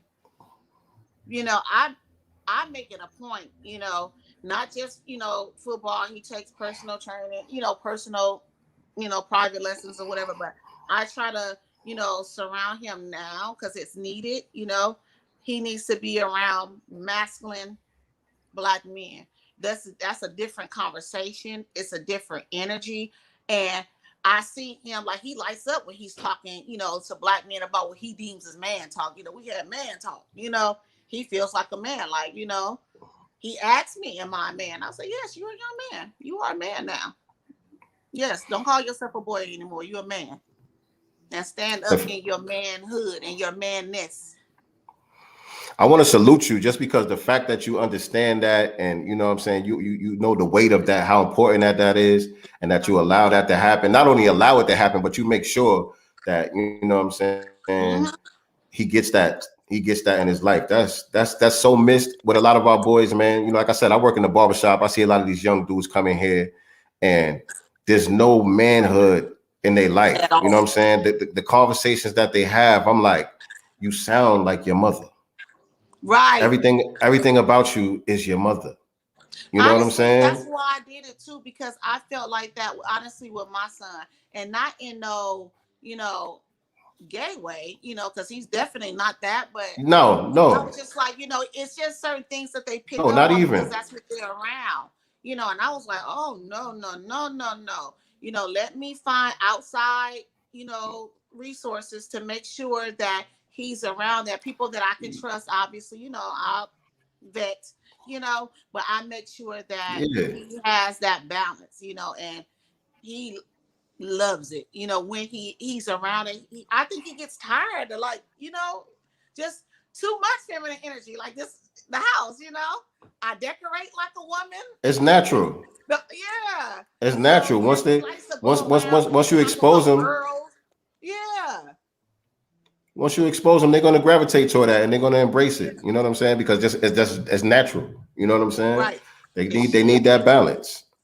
Yeah. You know what I mean? And yeah, I wasn't talking about in a feminine type of way either. I'm just saying it's a certain mentality. You know what I'm saying? There's certain things that work for women that just don't work for men. You know what I'm saying? Right. And at the end of the day, it does add up to bitch assness. Right. He'd be like, Mom, I need to learn how to change a tire. Like, he's been on me about learning to change it. I don't know how. I have AAA. I don't know how to do it. But he's like, because what if something happened and and you need to change? I was like, well, I'm just gonna call AAA, but I could do it. If you teach me, I can do it. And I'm like, well, I can't teach you. You better go on YouTube. Yeah. You gotta go on YouTube. Right. Word up. I mean, it's little things like that though, because he'd be like, if I want to learn that so I can help you, and I like that. Like that he's looking out for me. He's looking out for his mom. Very cool young man. Right. What's his name? What's your son's name? Ty. Shout out to Ty, y'all. Shout out to Ty, man. Sounds like he's coming right along, man. Sounds like he's coming right along. Just got his report card. He got a 3.33 GPA. About to take these PSATs Wednesday. Up there studying right now. Upstairs. And so yeah, we still on our topic, y'all. Like all of this stuff ties in. You know what I'm saying? My mom just sent this to me about the man in the house rule. She sent me this little tidbit right here. So it says, the state had wide discretion to determine eligibility, and many states conditioned the receipt of welfare on the sexual morality of the mother, using suitable home, quote unquote, and man in the house rules to disqualify many African American single mothers. What? So if you were starting, we taking them food stamps. Wow. You know what I mean? You know what I mean? What they'll do is they'll weaponize your lifestyle, your culture against you. Yeah, everything. But it's always targeted towards us. Oh yeah, absolutely. Absolutely. I mean, my goodness. And then I look at the new way. I'm telling you, you drive over there, you see them people, they there with their husband.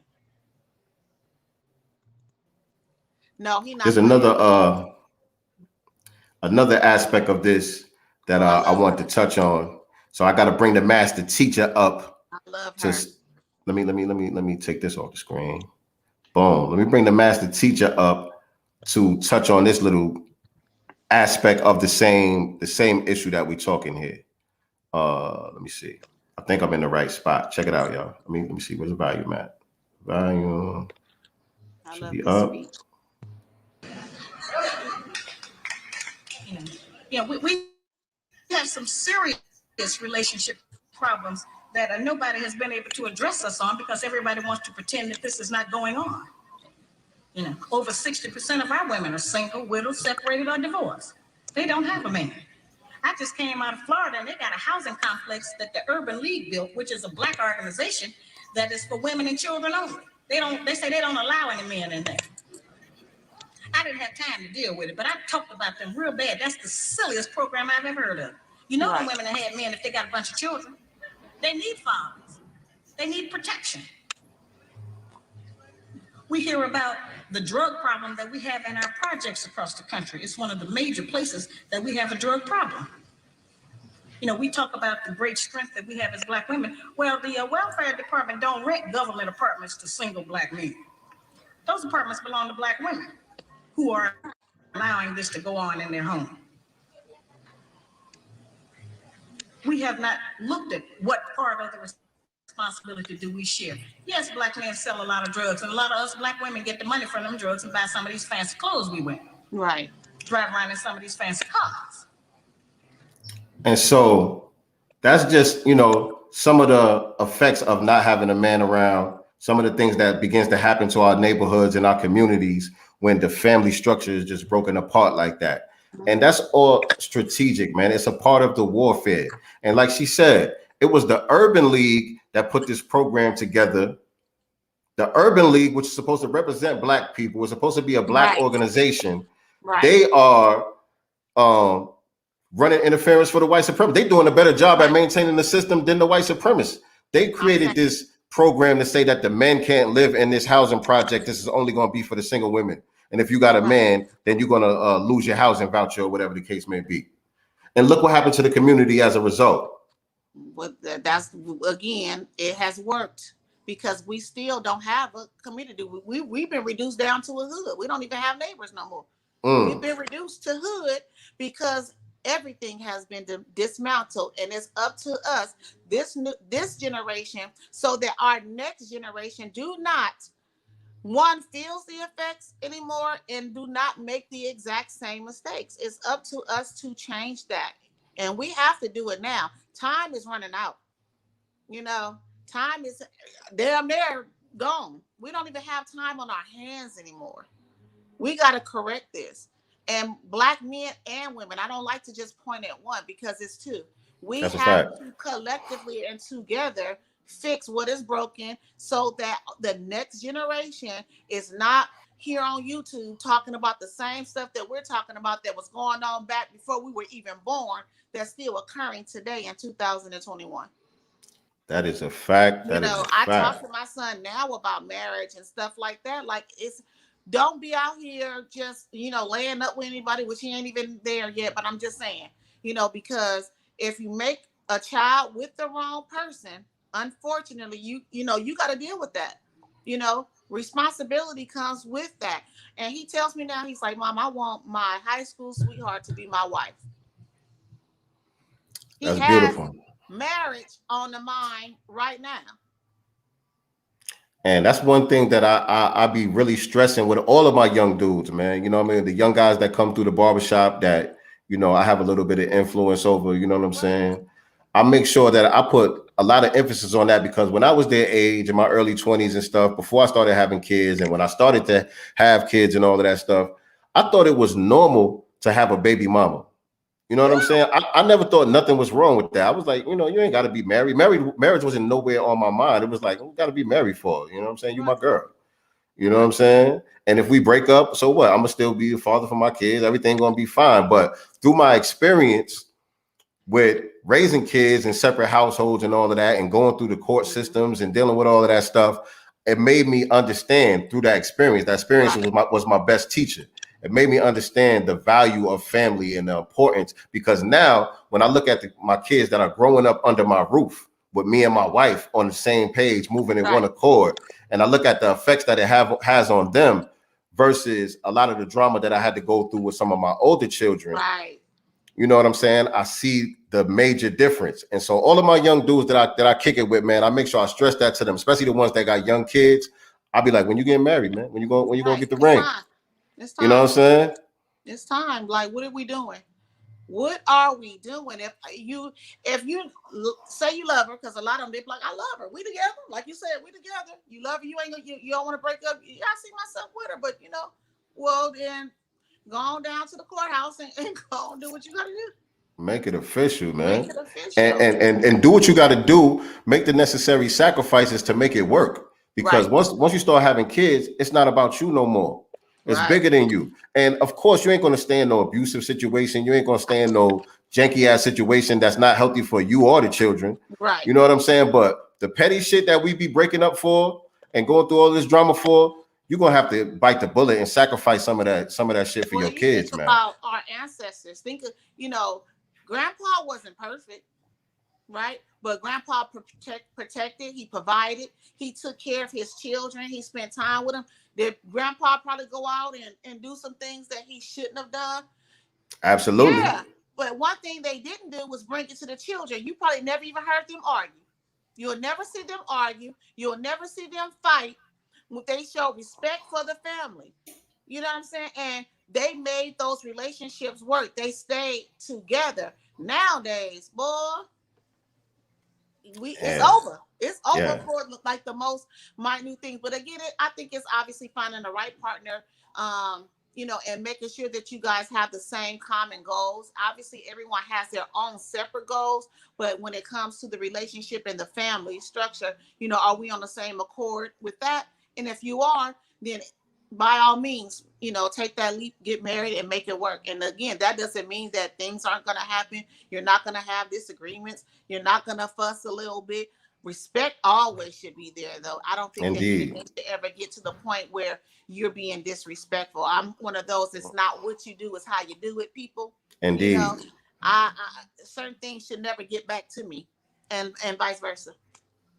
And that's one thing that I do take pride on, you know what I'm saying, with my family. Me and my wife, you know what I'm saying, my kids, we have our little spats here and there, but it never gets to the point of disrespect. You know what I'm saying? No matter how mad we may be at each other, we always keep it respectful, and we try not to let the kids see us argue at all. Right. You know what I'm saying? Our kids never seen us disrespect each other, calling each other out each other's name and things like that. And so, I am proud that we were able to build that much.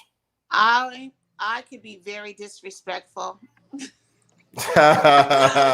the way you said that. Well, just the way you said that. I'm like, oh Lord, I already know. Before I learned, because the thing about it is, I did not grow up seeing healthy relationships. Let me, first say that I grew up in a house with a single mother, period.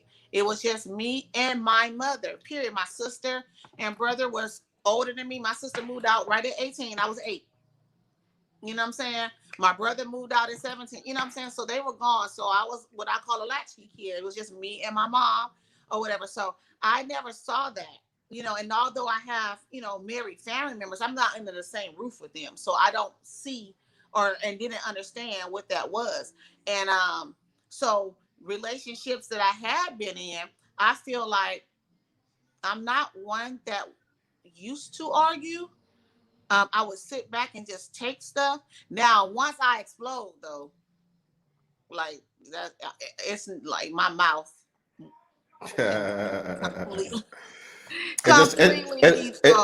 It'll just take the right one to reel you in. It'll take the right one to reel you in. Yeah, that's all it is. I definitely need a strong, like, masculine man. Like, I do get kind of like with ones that just, they don't know how to lead. They want me to lead. And I don't like that. That's not going to work for me. And I realize that now. And it took I didn't understand what it was before. Although it was annoying me, I still didn't have a name for it. You didn't have the language. I didn't have the language. And I was just like, oh, this is, I'm not, in my femininity. This is too masculine. You know what I'm saying? But I didn't have a name for it. And now that I have a name for it, I know exactly now what it is that, Where did you learn that? Who do you give credit to? Who dropped that game on you? Our sister, that you just played. I feel so Shahrazad Ali. Shout out to Shahrazad Ali, the master teacher. Shahrazad Ali. Like, whoa.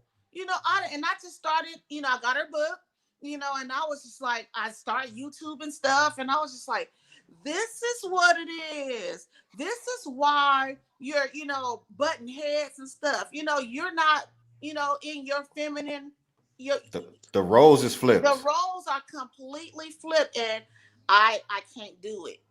It's the worst feeling in the world to me to be in a relationship with someone and you have to make all the decisions, do everything, you know what I'm saying, not feel like you the protector, like it was just so all bad. But I did not have a name for it at all. And again, I had not seen what a relationship was in the home. So part of me thought it was normal, but obviously we're bumping heads too much, and that's what it was. And I could honestly say that once upon a time, I was probably that guy. You know what I'm saying? I was the opposite of that. You know what I'm saying? That used to be like a thing. We was trying to find a chick that had a crib. You know what Right, I'm saying? Instead of me getting my own shit together and you know what I'm saying, bringing somebody in under my roof that I could build with. You know what I'm saying? It was all right, about what chick got a crib, who on section 8. That's what you right, know what I'm saying, to make sure that I'm always good. You know what right. I'm saying? And It was that type honestly, of mentality. So I yeah. had this. My thing is, if she say on section 8, you meet a girl, she on section 8, right? Okay, so you come in as the leader and the head and teach her how to get off on that. Look, I see that you have these talents. Why aren't you utilizing these talents, babe? Let's start building. Let's stack our chips so that we can get out of here and buy a house. Something. But I get what you're saying. That there's Yep. guys out there like now, literally, you talking about in their 40s and 50s and still got that same bird mentality that you probably had when you was in your 20s. And that's understandable. You were still trying to find yourself at that point.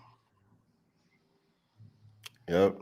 Yep. And I was in and out of jail and prison and shit like that too. So it was always, about having that security. Who am I going to come home to? Because I know I'm going back to jail sooner or later. You know what I'm saying?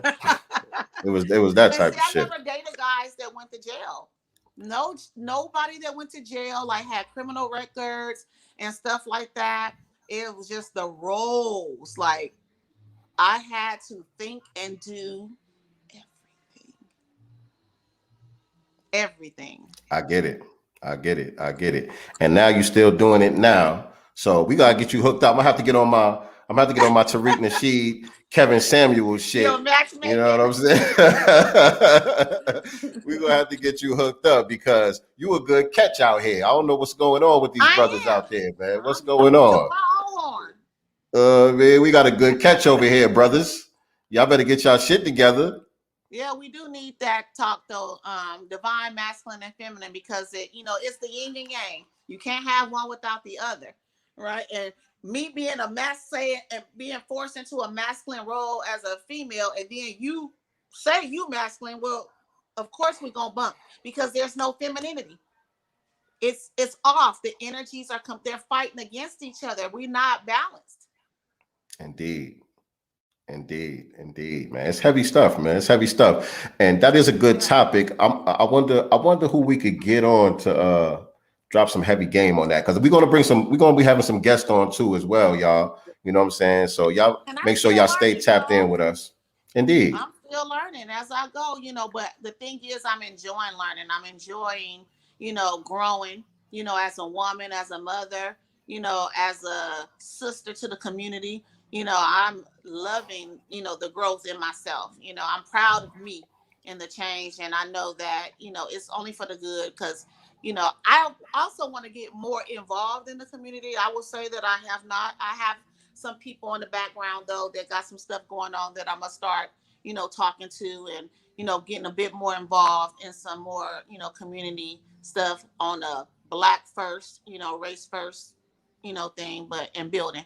It's time to find my tribe in that way because sometimes, unfortunately, some of the things you can't necessarily do it with, the people in your family, and sometimes we gotta connect with people outside, and do that building, so that again, we don't have to depend on this system, and we have um something to leave our children. You know, if we want to get biblical, the Bible also talks about an inheritance, you know, leaving an inheritance for your children, you know. So those are things that we need to start thinking about as well. Building, you know, nobody is coming to save us, you know, and that whole do for self, I didn't understand that at first either, you know, but now I get it. Nobody is coming to save us, do anything for us. You know, we'll get a few symbolic trinkets or, you know, a welfare system to keep you on the system, but never really to help you grow. You know, and sometimes you have to go and receive that from the community. And when you link up with like-minded individuals and everybody is putting ideas, money, you know, effort in the situation, you can build something. And we will. And we will. But of course, I'm still trying to find my tribe. We all we got, and that's all we need. That's it. And to touch on what viewer one is saying right here, she said the question is, how long will we be fighting the effects of slavery / Jim Crow, white supremacy? And to that, I want to just say, you know, I think we are doing well right now. I think we are coming along. I think we're in a good spot. You know what I'm saying?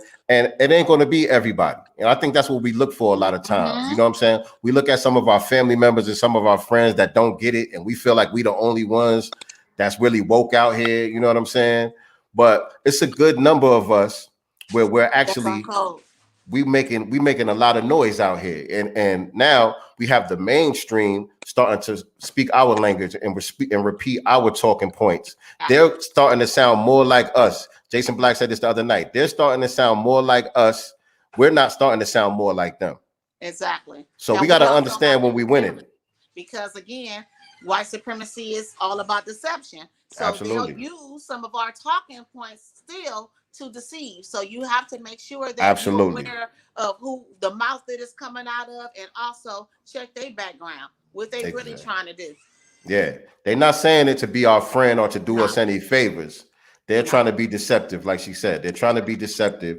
So, you know, you got to be able to discern what's what. And the way that you do that is by staying tapped in with, you know, voices like ours, voices of the new black media, making sure you understand, you know, your history, where you come from, what we've been through, and really get a great understanding of what white supremacy is and how it works. Right. Because once you get that understanding, things become so much clearer. Things become so much clearer, and you don't easily fall for the nonsense. Exactly. And you know what got me thinking about that, because I was the same way, you know, oh, people don't listen, you know, blah, blah, blah. And then hearing Tariq talk about his 300, that's not a lot of people to have come together to make a project such as he has come and blow up as big as it is. You know what I'm saying? So you don't need everybody. You just need your tribe. And the right ones are going to come along, and we have to be okay with leaving some folks behind. And some of those folks may be your blood. It's okay. It's okay. You love them. Yep. You know, I love you, you know, but I have to let you go. Yep. What did Marcus Garvey say? I have no desire to take all people back to Africa. They're no good here, which means there will be no good there. Whew. Right? Whew. So I wish I had a bomb to drop on that one. I wish I had a. I'm gonna have to get my button so I could drop a bomb when you say shit like that. Like real talk, but I'm telling you, I talk to people right now, and they just be like, "Well, you know, we're black people and black people," and I'm just like, me and you talking, right? And if you and I are on the same accord, all right, we build, right, and then we'll find someone else, and if they own, we take our build and build with them. And the ones that's not, okay, well, you know, nice meeting you, bro, sis, and keep it pushing. But we just gonna link up with like-minded individuals that want to build and want the same thing for their community and their families and their people, period. Everybody can't go though. And I think sometimes people use that as an excuse because they are scared to build, don't know how to build, or it's just in a constant cycle of they ain't ready to make no moves anyway. You know, so you rather continue to talk about what other black people don't want to do versus linking up with the ones that do. You're not ready yet. If you still worried about the naysayers or the ones that's not trying to do nothing, Why are you hanging with them? Look. Hold on. It's a lot of love in the building. They showing you love in the chat. Mama Love said she love your energy. View of One is saying she love your energy as well. Thank you, And then guys. they showing each other love in the chat. But Ma, I just gotta say this because Ma, you know I ain't no sentimental nigga like that. So this shit gotta stop. Look, we ain't gonna be doing all this in the chat. I already know what it is. You know, you ain't gotta be doing all that. I'm cool, Ma. I'm cool.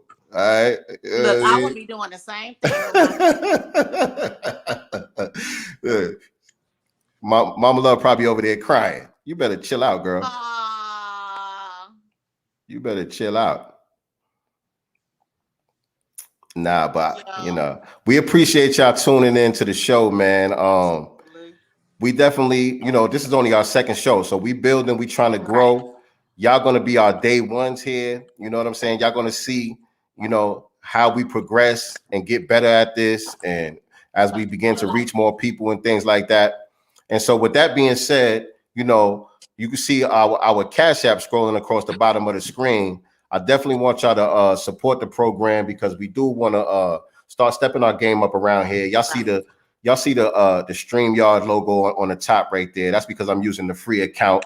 So, you know what I'm saying? Any donations that y'all send to us, we definitely going to reinvest it into y'all to make sure that we're bringing you the highest level quality content and being able to impact you guys on a high level. You know what I'm saying? So we want to stop using my phone, but my laptop over here acting crazy. So I'll be at Best Buy tomorrow. Yeah, we want to get better mics. Yeah. We want to get better lighting. We want to make sure the sound is great for y'all. You know what I'm saying? So there go both of our Cash Apps at the bottom, man. Make sure y'all show some love to the program. Hit the like button. Hit the share button. Share, please share. Tell a friend. We're again trying to build. We appreciate you guys taking time out of your Sunday. You know, a lot of people, you know, treat this day as family day, but you guys chose to spend it with us, you know, for almost 2 hours, and we really appreciate it. Definitely. It's all love. This is family right here. You know what I mean? And don't sleep on yourselves. You know what I mean? Right. Every little bit that we all do counts in this war. You know what I'm saying? Don't look at yourself as being insignificant and your voice don't matter. Nah, use whatever you have to, you know, speak your truth to power, you know, and spread these messages as much as possible because it's important. Shout out to the God Second Son. I see you in the building. My brother, Second Son, right there. I know Second Son. Y'all got that new business out there in Texas as well too. And so what part of Texas? Where you at in Texas, Second Son? He in some country part in Texas down there. I think he close to Dallas though. What part of Texas you in, brother? But they opened up a new like a little clothing store out there and stuff. And so what we gonna be doing on Thursdays, y'all? This is our Sunday show.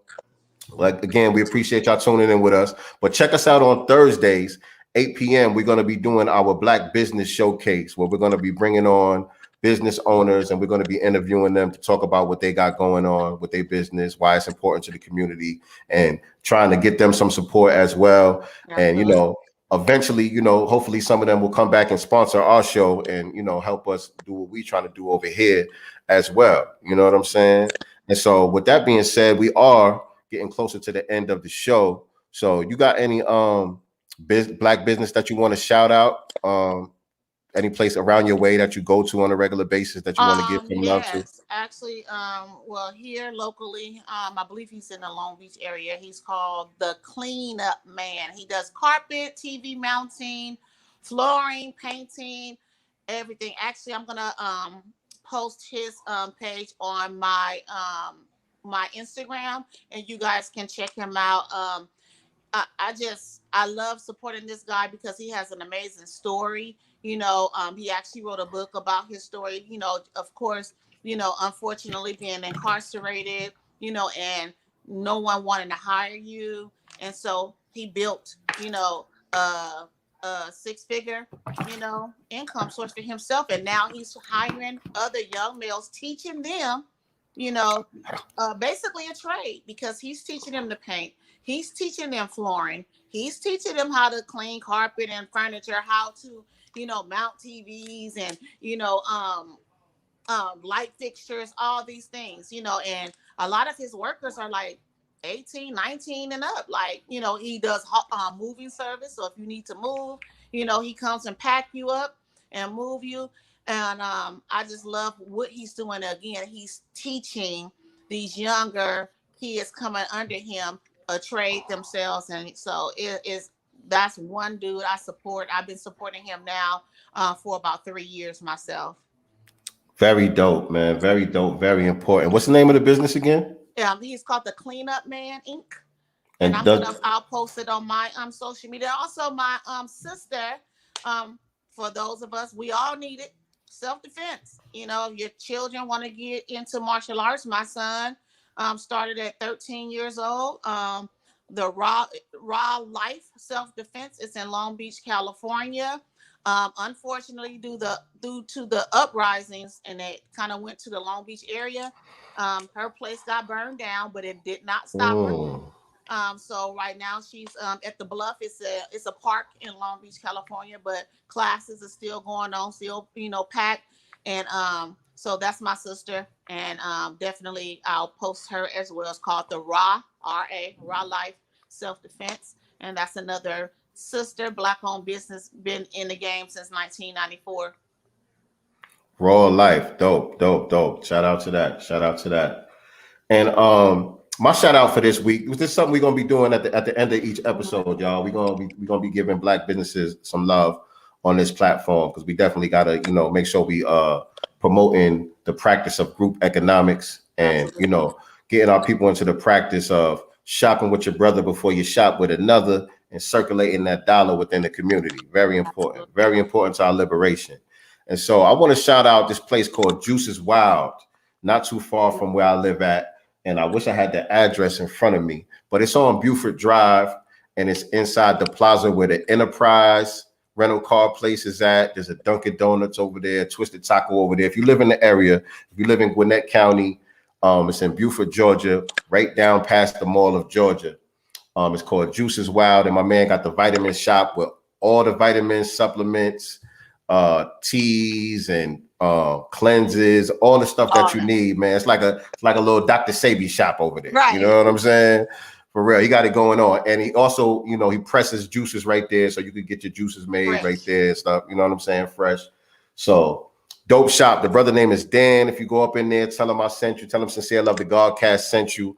I spoke to him today, actually. I went in there and I got me some more of this tonic stuff that I'm taking. I'm trying to get rid of this. Still doing your cleanse? Yeah, I'm trying to get it together. I'm trying to get rid of this belly once and for all. You know what I'm saying? So I went and read up on some stuff, and I told him I was going to be shouting them out on the program tonight. And so he said, he asked me, he was like, "You guys looking for sponsors?" And I'm like, definitely, eventually, I'll let him know we just getting started. But that's definitely something we're looking forward to in the future. So he told me, don't hesitate to ask. And so shout out to that brother Dan, man. Juices Wild out here in Buford, Georgia. Yep. So in the chat, man, we appreciate all of y'all support, everybody chiming in tonight. Again, make sure y'all hit all the buttons, because that raises the algorithm so more people have the opportunity to see the broadcast. Share this on your social media platforms, and just make sure that you got the notification bell hit, because sometimes YouTube be on some funny style stuff, especially when we be talking about some of the topics that we're going to be covering. So just always double check to make sure that the notification bell is checked off, so you could be reminded when we go live. Absolutely. And just check your social media, because we're going to be posting, as it gets close to in the day of. But again, make sure those notification bells are on, and you make sure you tap in Thursdays and Sundays. We will be here, and we hope to see you guys too. And again, thank you guys for taking your time out and chilling with us today. This was fun. I'm starting to feel like I have an extended family now. What's your social medias? Mine? Yeah. Just what my name is right there, all of them. But you got a new page. You got a new page on the gram, though. You know what? So it's that with a 1 on the end. Oh yeah, she did put it. She did put the 1. Okay. See, and shout out to Viewer One. Backup, because lately this has been going on like every month, like a couple times a month.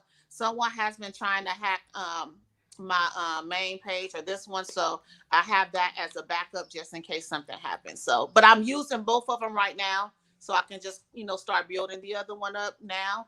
But yeah, someone has been trying to play me. Yeah. And you probably gonna get some impersonators too. They're gonna have some pictures of you with an OnlyFans link in the description. Yo, speaking of that, before we bounce, did you see? Damn, I forgot her name. Something Winbush from the Bernie Mac show. Did you see that? What's young, going on? The girl. I mean, I know she's a grown woman now, but we all know her as the young girl from the Bernie Mac show. Yeah, but she's just joined OnlyFans now. You saw her friend and encouraged her to do it? Yeah, the little white girl. Yeah, the little white girl's gassing her up. And she got her Asian zaddy too, y'all. She got her Asian zaddy. So, and for me, it's really I got a daughter. Just like, no, you don't have to do this. Like, call some of your industry, friends and be like, look, who's, looking, having auditions. Now I saw her thing. She was responding to some of the criticism, and she was like, "I'm not doing it for the money. I ain't looking for no job out here." Blah blah blah. You know what I'm saying? But there's something going on. There's something going on. You know what I mean? We know how that Hollywood system is, and a lot of child actors, they don't come out right. You know what I'm saying? A lot of times, man. And so, I think she just got around the wrong circles and. Such a beautiful girl though, man. Melanated sister. Man, it's so many other things she could be doing out here. OnlyFans, for the most part, is not really popping like that. It's only a few people on OnlyFans that's really getting six figures out here like that. You know what I'm saying? And busting it open too, right? You gotta really be busting it open. You gotta bust it open. So if she ain't busting it open, she can just sit down. You gotta be creative as hell to get niggas to, you know what I mean? Because it's too much free porn out here. It's too much free porn, So if somebody gonna pay for your OnlyFans, you got to be very creative. So you know what I'm saying? Club business in Atlanta is. So has that like? I wouldn't know. I wouldn't know. When I first came down here, one of my partners brought me to the strip club, and I never was big on strip clubs like that. And I first came to Atlanta. I wanted to see what the Atlanta lifestyle was about. You know what I'm saying? So I'm like, all right, cool, but. I just felt like a trick. Like, nah, man, I ain't doing this, my nigga. I ain't doing this. Like that, not you. But basically, if you come up in there for that and you have to pay to get that, that's what it is. Like for a dance. It is. And we ain't even going nowhere. Like, we're not even sliding after this. You know what I'm saying? Slide for a fee. Yeah. They slide. I just never been that guy, man. And my man, he been down here for a while, way before me. So he was all the way Atlanted out. You know what I'm saying? Right. And so he gave me a stack of ones. He like, yo, here, my nigga, you know what I'm saying? Do your thing. And I'm like, nigga, I'm keeping some of this. Nigga, what you talking about? You know what I'm saying? Some of this is going home with me.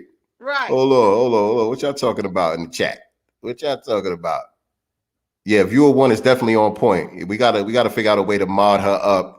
Because she just took it upon herself to add value to the platform, and we definitely appreciate that. Thank you, view of one. Oh yeah, she said she doesn't look comfortable posing that way at all. She don't. I saw it in her face, like she was very uncomfortable. She's being forced. Yeah, man, it looks weird. So again, man, go ahead. They're gonna start. She said they're gonna start paying women to be fully clothed.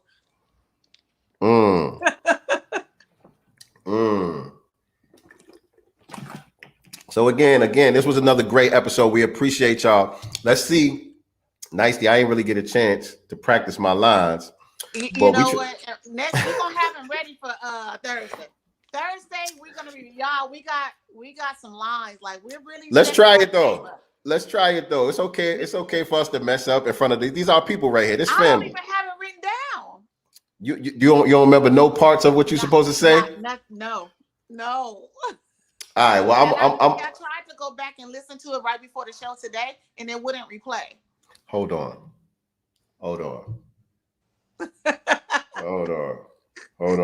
Because look, y'all, we trying to figure out a way to end the show because it always seemed kind of awkward. Before you end the show, it's like, okay, peace, thank y'all for coming through and all that, you know what I'm saying? So we got to have something solidified that we always say to bring the broadcast to an end. You know what I'm saying? Like when you listen to Jason Black, you know, he always says, I forgot what he says, but he got something that he always says in the beginning and at the end. Yeah. Shout out to my dude Duan B. I love Duan B's podcast. I ain't been tapped to him that long, but so far I love what he got going on. And he always says, there are no perfect messengers, only perfect messages for those who are willing to learn the game, or something like that. He always says something like that at the end of the show, and I love that. So many people that I listen to, they just got their little slogans to bring them out. So I was like, yo, we got to come up with something. We got to come up with something. You know what I'm saying? I started sending him my little corny stuff. Nah, it was good, y'all. It was good. It was good. It was good. She helped me out because I was drawing a complete blank. And so when she hit me with those couple of lines, the juices started flowing. So it was good. And so, but you know what? You're an artist. You're a poet anyway. There you go. So there you go. Let me give it a shot, though. Let me try to take y'all out of here. Man. Appreciate y'all joining us. This has been another great episode of Sincere Love to Godcast. And remember, we are not the master teachers. We are only the master students. And something like that. Code, something. Yeah. To the future. Yeah. Oh, yeah. We'll get it out. So make sure y'all tune in again next week for another great episode as we take y'all black to the future.